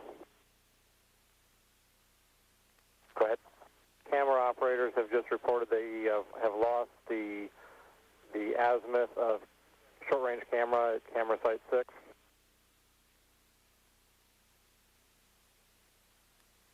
Okay, and what do we need to do with that? Right now they will not be able to track the vehicle with that short-range camera. That's one of 3 trackers inside the pad perimeter, and they're troubleshooting at this time.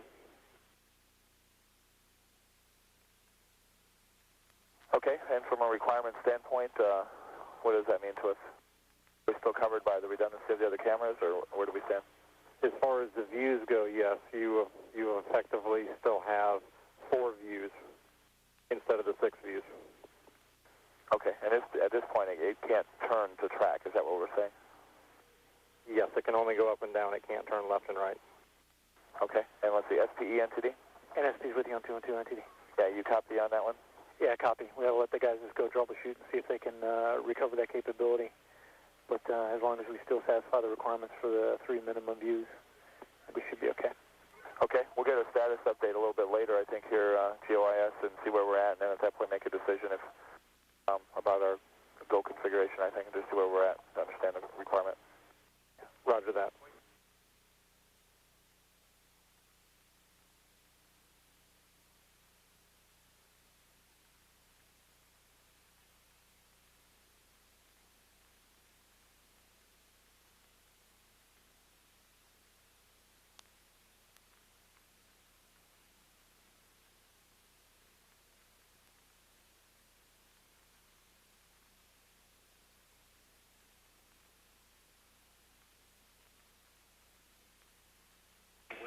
NTD Easton flight. Good flight. We are ready with our ascent crew data update. Okay, and we're ready on this end, so it's a good time. Okay, we'll just put it in work.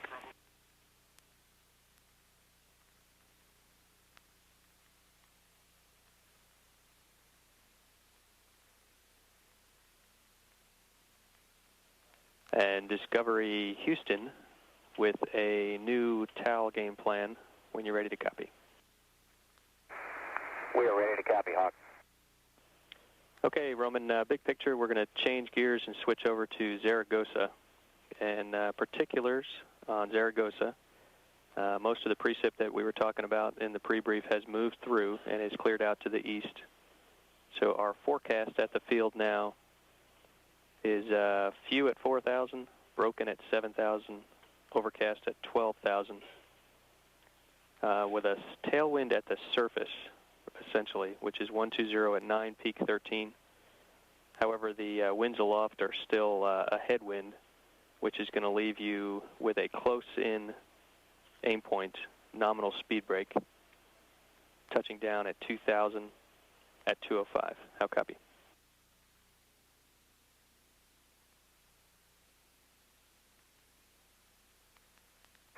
Okay, copy. The game plan is for Zaragoza, Q at 4,000, broken at 7, overcast at 12, winds 1209, peak 13, close aim, nominal speed brake, and touchdown 2,000 at 2:05. That's a good copy. You can select Zaragoza at any time. And just to talk about Istris a little bit, we think we still have it if we need it. However, it's a little more dynamic there. There's some low, scattered, sometimes broken layers in the vicinity, so we think it prudent to switch over to Zaragoza. And while I'm talking, the Cape right now is go, and we have a new forecast altimeter for RTLS of 30.20. How copy? We copy all of that, and we'll update the altimeter to 30.20. Okay, you got it all. Any questions? Negative, and thank you for the update. You betcha. Have fun.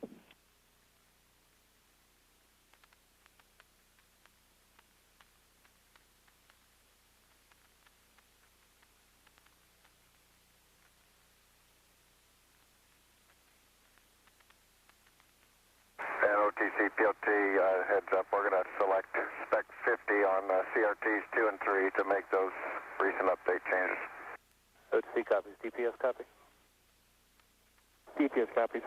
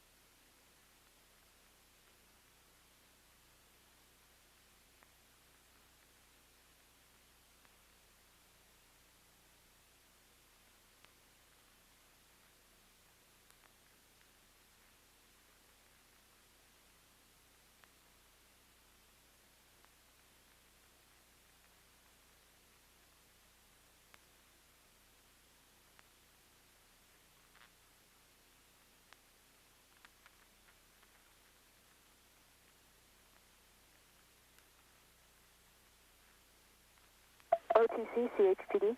Go ahead. I can give you step 1093. Copy. Thank you.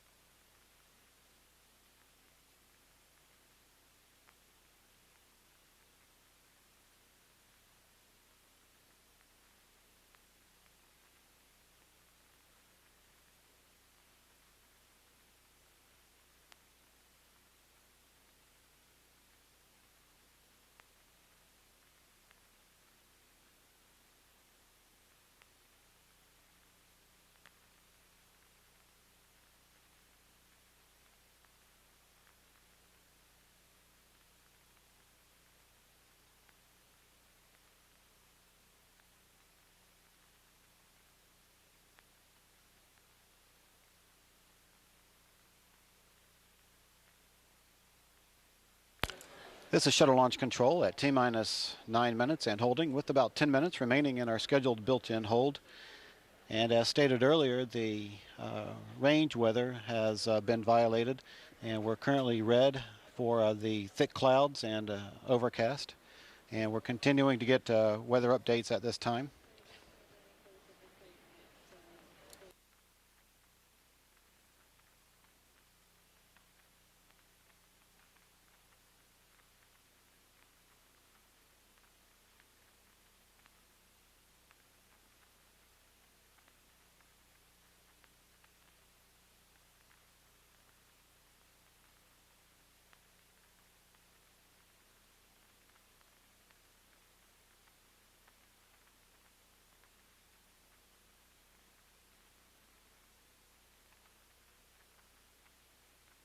NTD 212. Go ahead, Sorrel. Are you going to plan to do the poll? And this is a view of the visitors, some of our very important visitors, our VIPs at the Banana River site, sitting out in stands waiting to watch a launch tonight. And, they are as eager as the rest of us to see a good nighttime launch.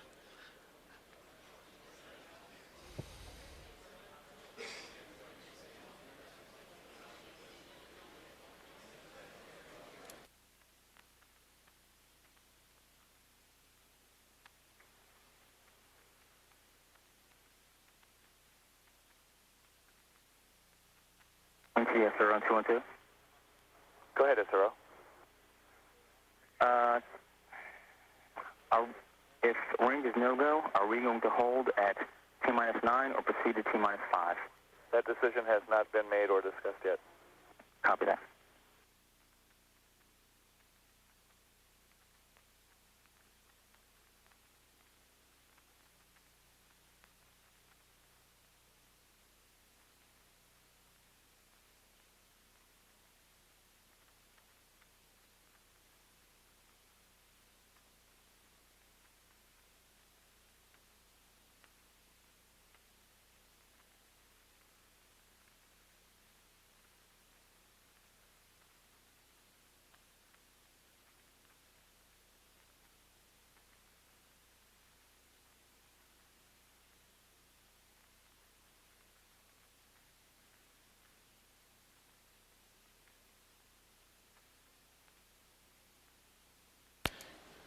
And we are standing by for our final polls to be conducted. We have about 7 minutes remaining in this count. And if the weather continues to be no-go, then we could very possibly pick up the count at T-minus 9 minutes and carry it down to the T-minus 5 minute mark and hold there for the duration of the window. Any change to your camera site 6 status? The latest status is they're relatively sure it's the joystick, and they have not been able to get it working. Okay. Just want to re-verify that you are go for launch, though, even with this problem in this configuration. Is that correct? That is correct. There are no LCCs on these camera views. Understood. And SDE, NTD? SDE 212. Yeah, you copy and concur with that, right? No issue with this particular item, and it looks like we probably won't get it resolved before launch. Yeah, I copy and concur, Jeff. And what I'd like to go do is just, since this is not first-line GSE and not related to any particular requirement, I'd like to let the maximum wide stand on its own with your concurrence. Yeah, I copy and concur with that. Okay.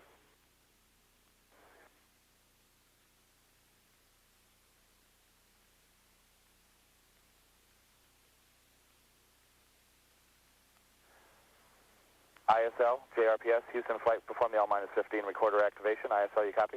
ISL copies. Activation and work. JRPS in work. Flight, you copy? And we're standing by for the NASA Test Director poll.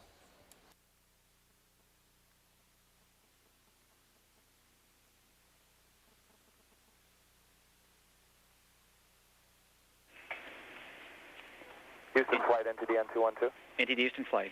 Yeah, we'll perform the L-15 recorder activation. Okay, we'll put it in work. MS-102C.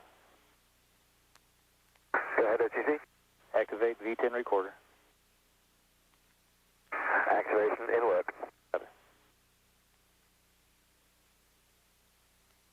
And attention all personnel, this is the NTD conducting a launch status check. Verify ready to resume count and go for launch. OTC. OTC go. TBC. TBC's go. TTC. TTC is go. LPS. LPS go. Houston flight. Houston flight is go. Mila. Mila go. STM. STM is go. Safety console. Safety console go. SPE. ST is go. LRD. LRD is go. SRO. SRO is no-go due to weather ceiling rule violation. CDR. CDR is go. Copy that. And launch director NTD, we are ready to proceed. Less SRO. We do have a launch ceiling violation at this time, and we do request to count down to 5 minutes while we're evaluating that weather. Yeah, I copy and concur with that, and I'll do my poll this time. Chief Engineer, Launch Director, verify no constraints to launch. Yeah, Mike, engineering team's ready to go. Okay, thanks, Charlie. KC Safety and Mission Assurance. We're go. Copy. Payload Launch Manager. Space Station team is go, Mike. Thank you, Norm. Range weather. Weather is red for the ceiling rule. We currently have a deck at 5,300 feet that is greater than 500 feet thick. I copy, Kathy. Ops Manager. Launch Director, Ops Manager, Mike, the mission management team is not working any issues other than the weather that you're working, so we'll stand by, and assuming we get it cleared there, you'll be clear to launch. Copy that, thank you. And we will take advantage of the 4 minutes of count time and see if we can get there. Yes, sir, I concur. Discovery Launch Director, air to ground 1. Go ahead. Okay, Roman, we're still working a little bit of cloud deck out there for you. If that comes to us, we'll get off the ground tonight. And we're going to count from 9 down to 5 and see if we get there. So if I don't get a chance to talk to you before you lift off tonight, good luck and Godspeed. Yeah, thank you very much. We're ready to count down and get this mission underway. And with a little bit of luck, hopefully we'll get off and get a great start to the holiday season for everybody. Okay, thank you very much. NT Launch Director. Go ahead, sir. Okay, with that, Jeff, we're not working any other constraints other than the weather. And so I'd like to count down from 9 to 5 when you get there and hold it 5 minutes, depending where those go. Copy that. And for all personnel, we're 2 minutes, 50 seconds from resuming at T-minus 9. And as mentioned, we are going to count down to 5 minutes. We will plan on holding there pending our weather constraints. And GLS NTD, you copy that as well? GLS copies. And I'll wait until after we get past 9, and I'll have you insert a hold at 5. GLS copies.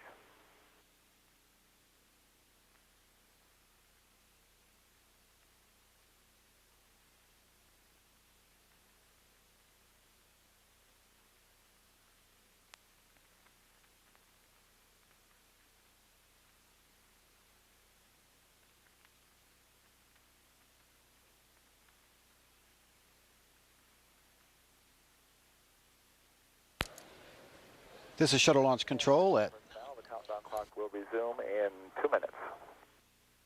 This is Shuttle Launch Control at T-minus 9 minutes and holding, and the countdown clock will pick up in about 2 minutes. And as we heard, we will carry it down to the T-minus 5 minute mark where we can hold for the remainder of the window until we get a final assessment of our weather situation here at Kennedy Space Center. Again, it's the range weather that has a violation for the launch ceiling rule and the thickness of the clouds. So we're hoping to work that. However, we will continue to monitor it as we pick up the count here in about a minute and a half.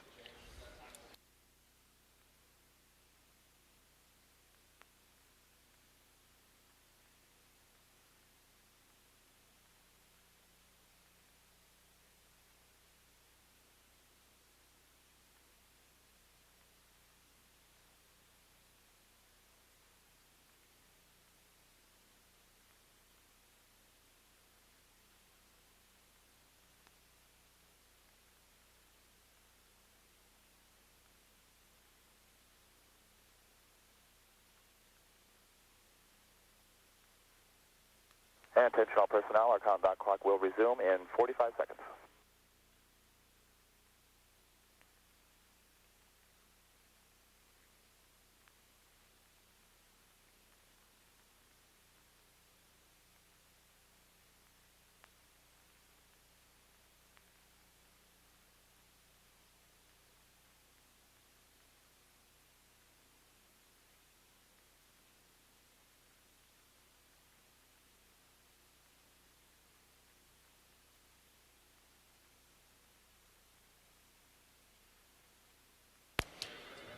And we're just a few seconds away from resuming the countdown. Resume on my mark. 3, 2, 1, mark. And we're at T-minus 9 minutes and counting. Sequence has been initiated. And the ground launch sequencer has been initiated. NASA Test Director Jeff Spaulding is about to call for the transmittal of stored pre-launch commands.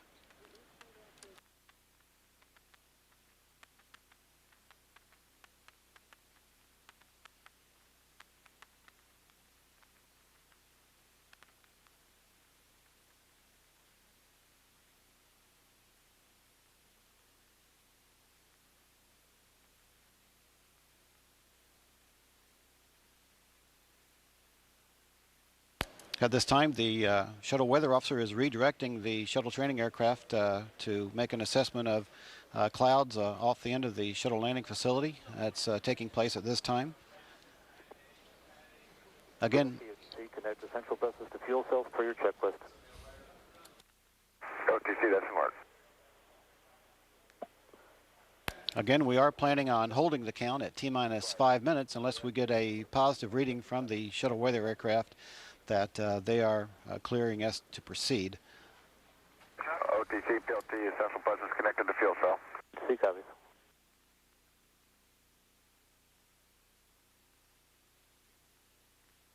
Standing by for the orbiter access arm to be retracted from the vehicle.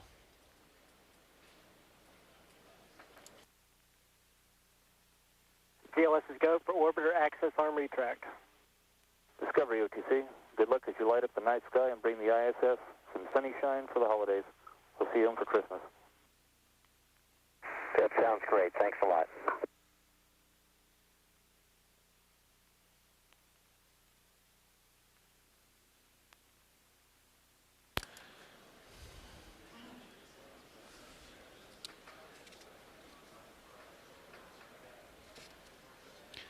T-minus 7 minutes and counting.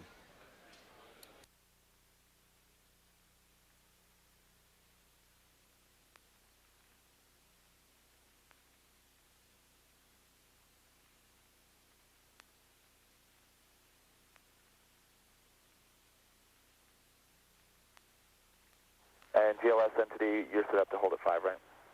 Yes, sir. We will hold at 5. Thank you. Chair PSOTC, start APU display recorders. That's complete. Got it. DLT OTC, perform APU pre-start. APU pre-start and work.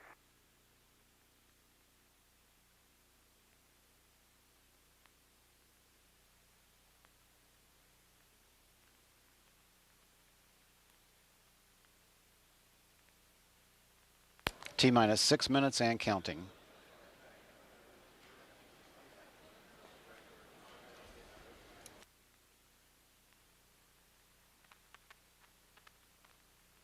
OTC, PLT, APU pre-start complete, 3 great talkbacks.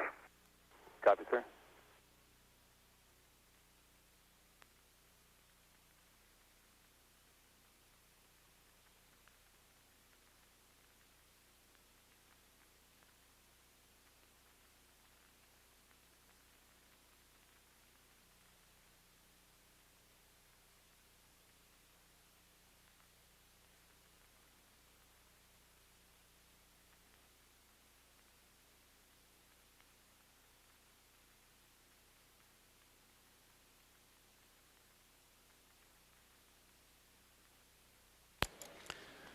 Coming up on T-minus 5 minutes. And we are at T-minus 5 minutes and holding. And for all personnel, we are holding at 5 while we continue to evaluate the weather here at this time.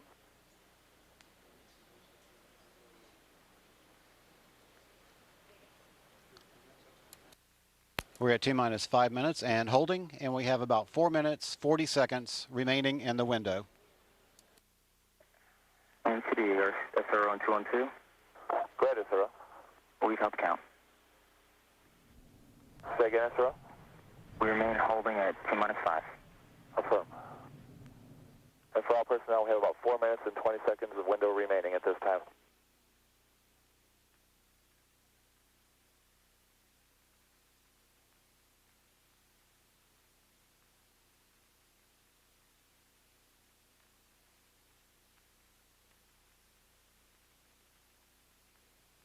And we have 4 minutes remaining in this hold.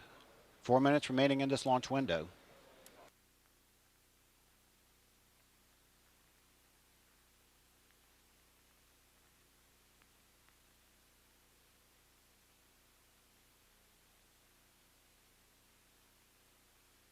Again, we're continuing to assess the thick clouds that are forecast to be over the launch facility. We're forecasting to have a ceiling at 5,500 feet with clouds greater than 500 feet thick, which is a violation of our rules.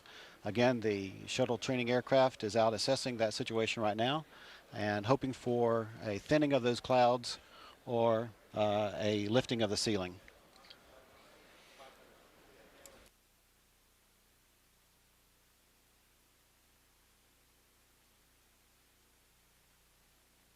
We are at T-minus 5 minutes and holding with about 3 minutes remaining in this launch window. At this time while we continue to evaluate our weather situation.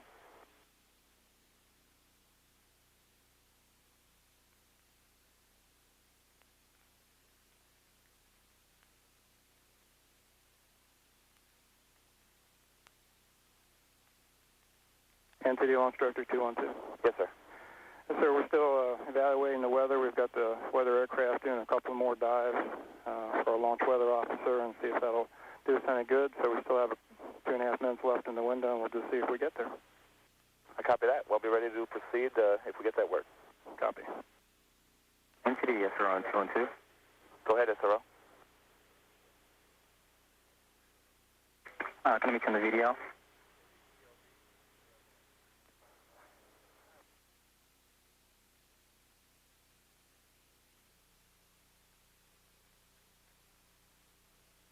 And we have 2 minutes remaining in the window as we continue to assess our weather situation. We are still forecast no-go, and that is being evaluated as we speak.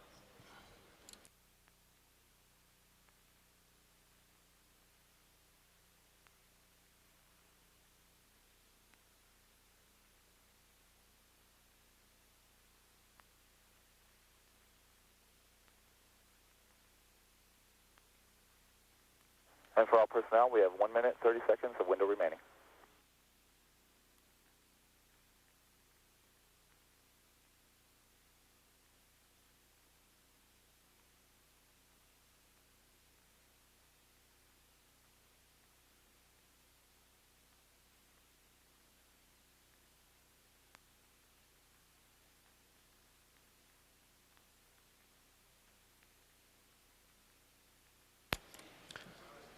"60 seconds. We have less than 60 seconds remaining in our launch window tonight.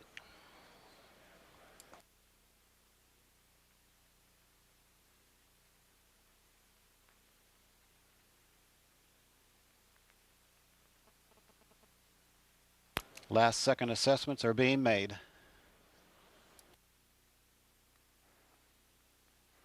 We have 35 seconds of window remaining.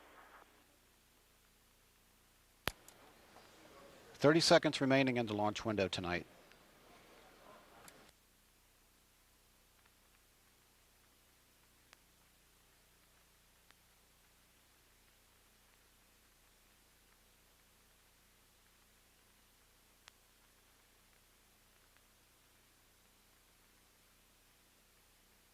I'm standing by for an announcement.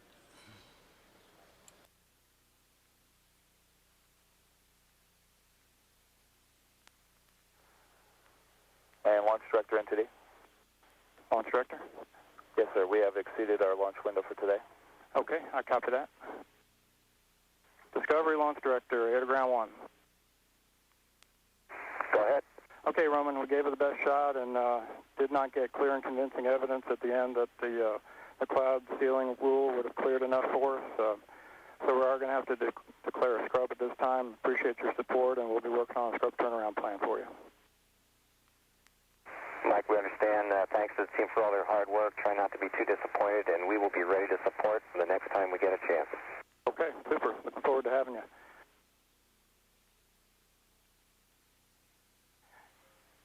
NTD Launch Director, air to ground. Go ahead, sir. Yes, sir. Give cutoff. Okay, and SB, before we give cutoff, anything back there that we need to do? No, sir, we're ready to support. Okay, and for all personnel, we're going to get cut off here momentarily. And CGLS, give cutoff at this time. CGLS copies. Cutoff given. And we have officially scrubbed our launch for tonight. Safing is in progress. BFS is 101. Safing is in progress. Scrub turnaround operations are commencing. Fire detector stripped. CGLS primary safing is complete. We're go for transition to G9. I copy. Attention all stations, cutoff has occurred. All personnel turn to our recycle control sequence, which is sequence 18, page 1396, in sequence 18. DOT OTC. Go ahead. Panel R2, APU hydraulic, APU fuel tank valves, 1, 2, and 3 switches closed. This works. This is Shuttle Launch Control, and again we have had to scrub our launch for tonight due to weather. We had a thick cloud mass that was progressing over the Kennedy Space Center area, and a ceiling that exceeded our requirements. So with the low ceiling and the thick clouds, we have had to scrub launch attempt tonight. A scrub turnaround is in the process right now. It's being determined when the next launch attempt will be. We'll have that for you as soon as it is determined. Meanwhile, we're safing the Space Shuttle Discovery, and we're going through a normal GLS or ground launch sequencer abort scenario where that we can, in a concerted effort, go ahead and make sure that the vehicle is safe before we get the astronaut crew out. That should be occurring within the next 30 to 45 minutes. The astronauts will be coming off. Again, at about 9:36 tonight, we did scrub launch of Space Shuttle Discovery on mission STS-116 due to weather at Kennedy Space Center. NTD, sir, on OTC, central bus source, fuel cells off. Copy TLC, and on panel F8, flight controller power switch off. That's complete. Copy. CGSS OTC? CGSS verifies OAA is extended, locked, and configured for retract. Copy. And TLS, verify 34. TLS confirms PCMU1 to GSE control. Copy.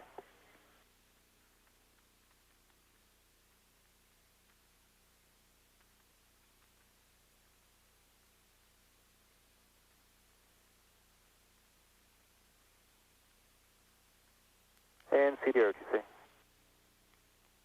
Go. Panel C3, OIPC MMU, power switch off.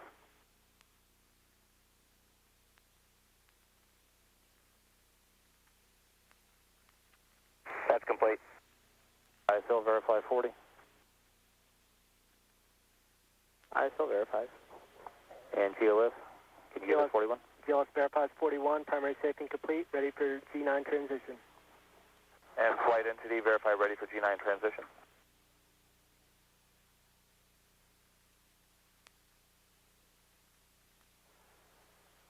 Houston, flight entity.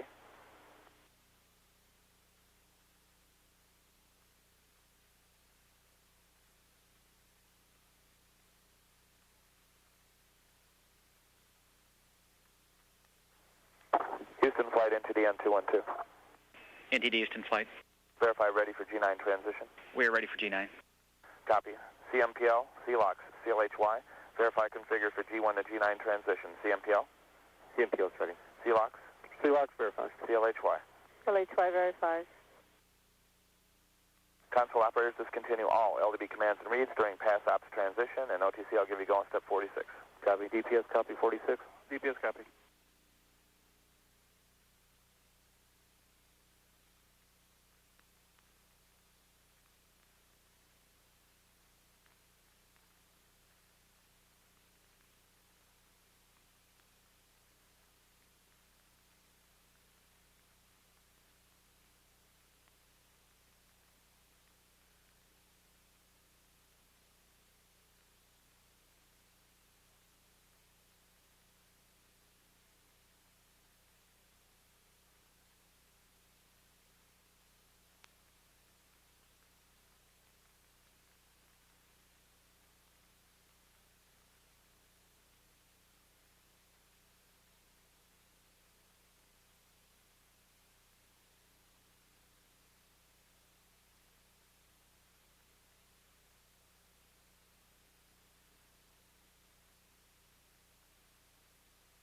NTD TBC. Go TBC. Page 1426, QB99. Copy.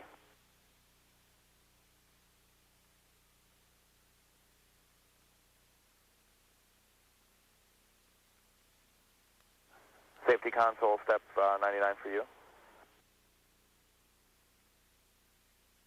The SRBTS system is powered on. That's 3099. 18, step 99. Copy. Page 1426. So row entity, step 18, step 99, the SRB tracking system is powered on. Copy.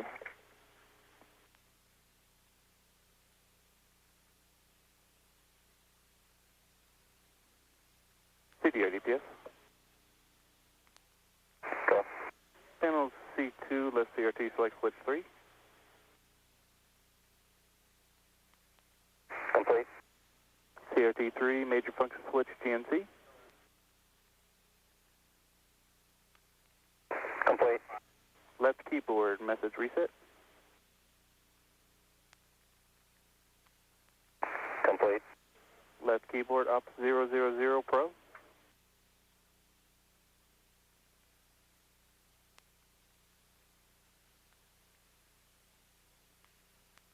Complete. Panel 06, GPC mode 5, switch standby.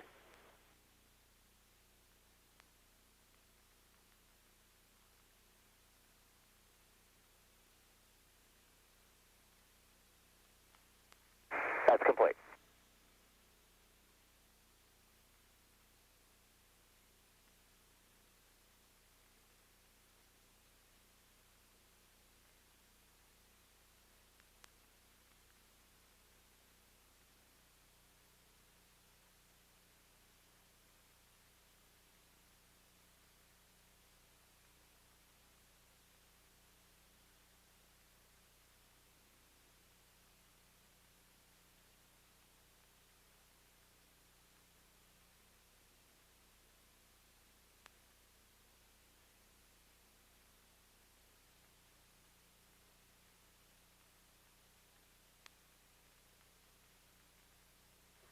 OTC DPS.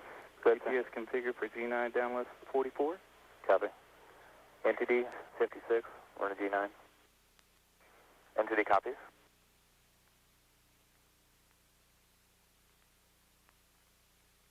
And since we didn't go past 5, we'll not perform the post-cutoff safety checks. 18, step 58. 18, step 59. Through 1872 also not performed based on the notes. And OTC 73 is back to you. Copy, sir. EPD, FCP, OTC. Step 73. Adjust fuel cell loads. EPD, copy.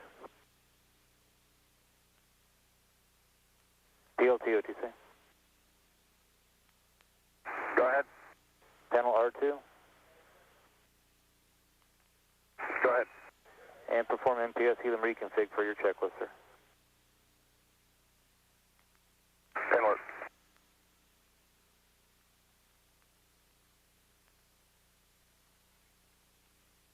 We're here, Peter.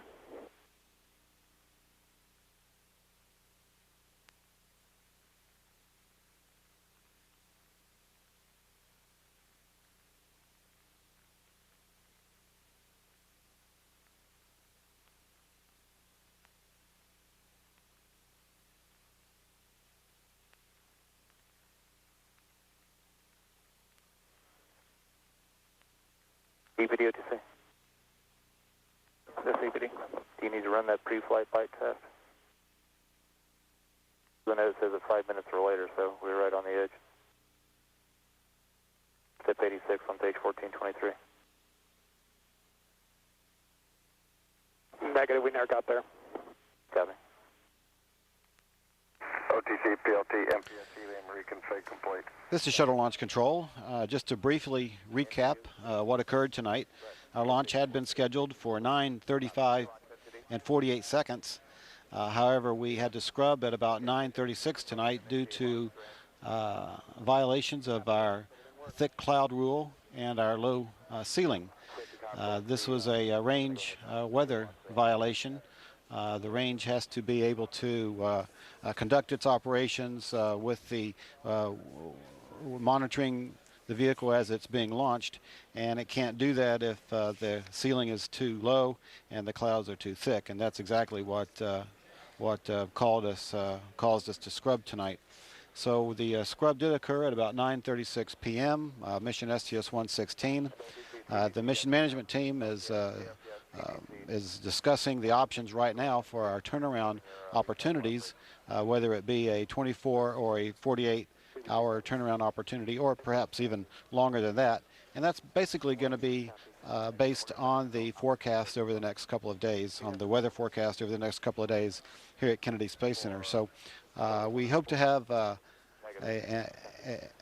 decision here in the next few minutes on what our scrub turnaround options will be. So we're standing by for that. We're also standing by to get the astronauts out of the orbiter, and once all 7 of the astronauts are out, then we will conclude our live coverage. This is MTS, go. Again, the scrub was called as we held at the T-minus 5-minute mark. That is a unscheduled hold time. However, we can hold there for a few minutes prior to starting the auxiliary power units, and that's what we chose to do, to give the launch team and the launch weather officer extra few minutes to assess the situation. Thank you. So we are standing by to get a decision on our next launch opportunity, and to view the astronauts as they climb out of the vehicle. That should be in the next half hour or so. From the Kennedy Space Center, this is Shuttle Launch Control.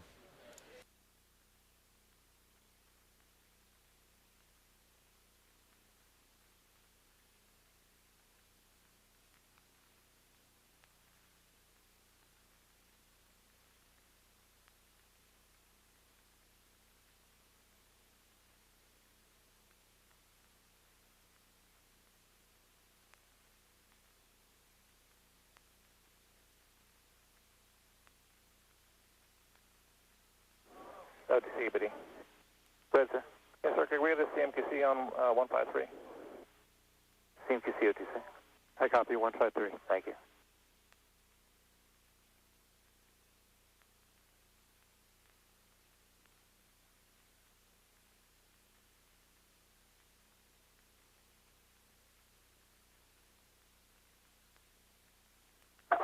OTC, TBC, PTC, STM, safety LPS.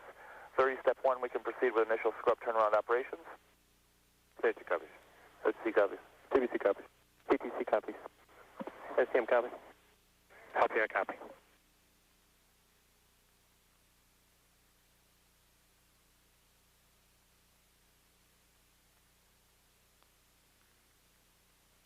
And this is NTD on channel 212. At this time, I'll be going back to 232 as my command channel.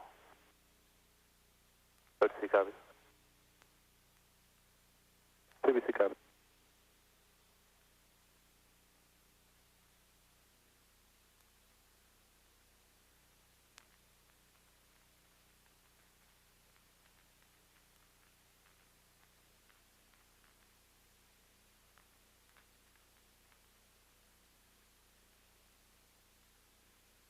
OFC, OTC. This is COC? Yeah, just looking for verification of your Operation 19 stuff. Steps 19-18 through 27. Stand by.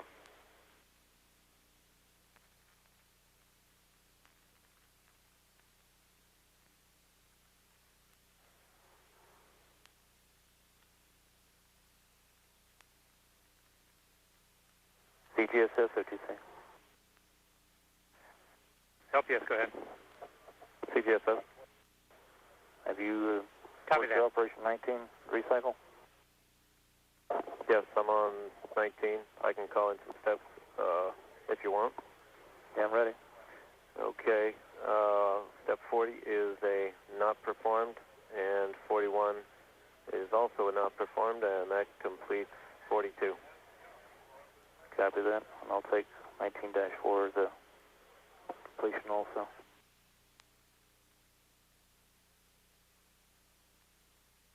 OTC TV. Web DVD. Steps 19, 43 through 45 are also not performed. Copy that. 43 through 45 not performed.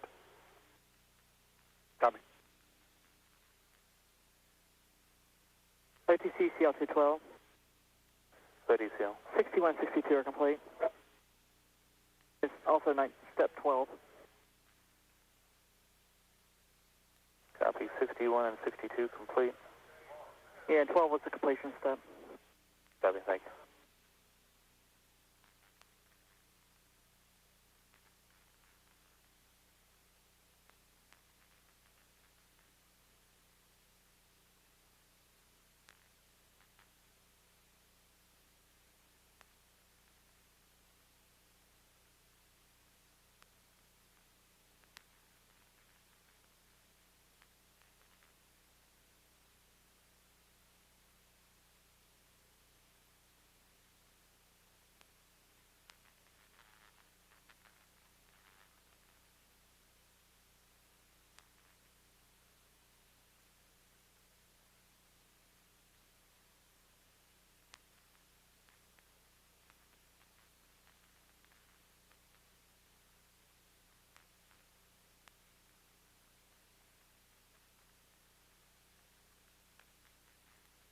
TLS OTC 212. TLS? Yeah, just looking at the Operation 19 stuff in here. Since we're at, make it a second attempt. 46, 47 not performing, correct? Correct. And what can you give me on 48?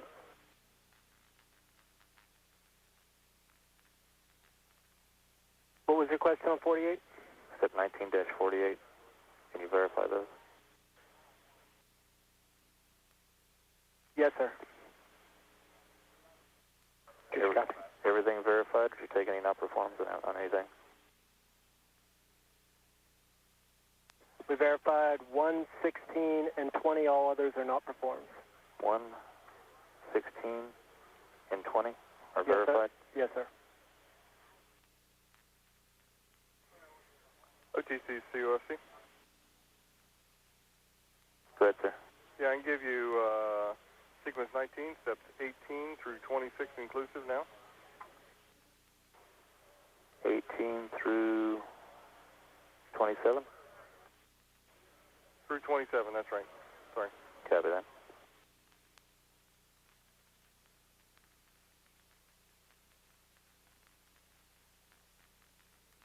And that'll also be 19-5.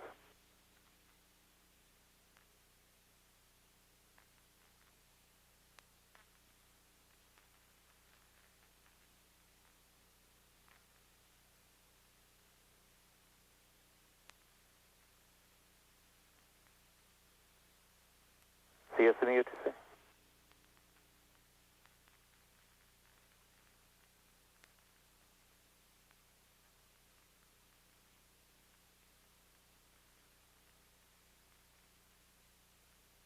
CSME OTC. CSME? Operation 19, recycle. Can you give me steps 28, 29, and 30?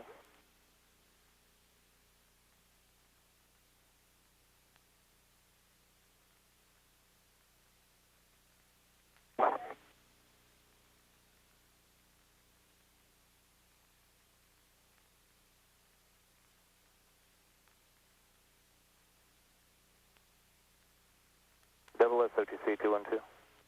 Double S. You get your kickoff for 1934 for Ohms RCS reconfig.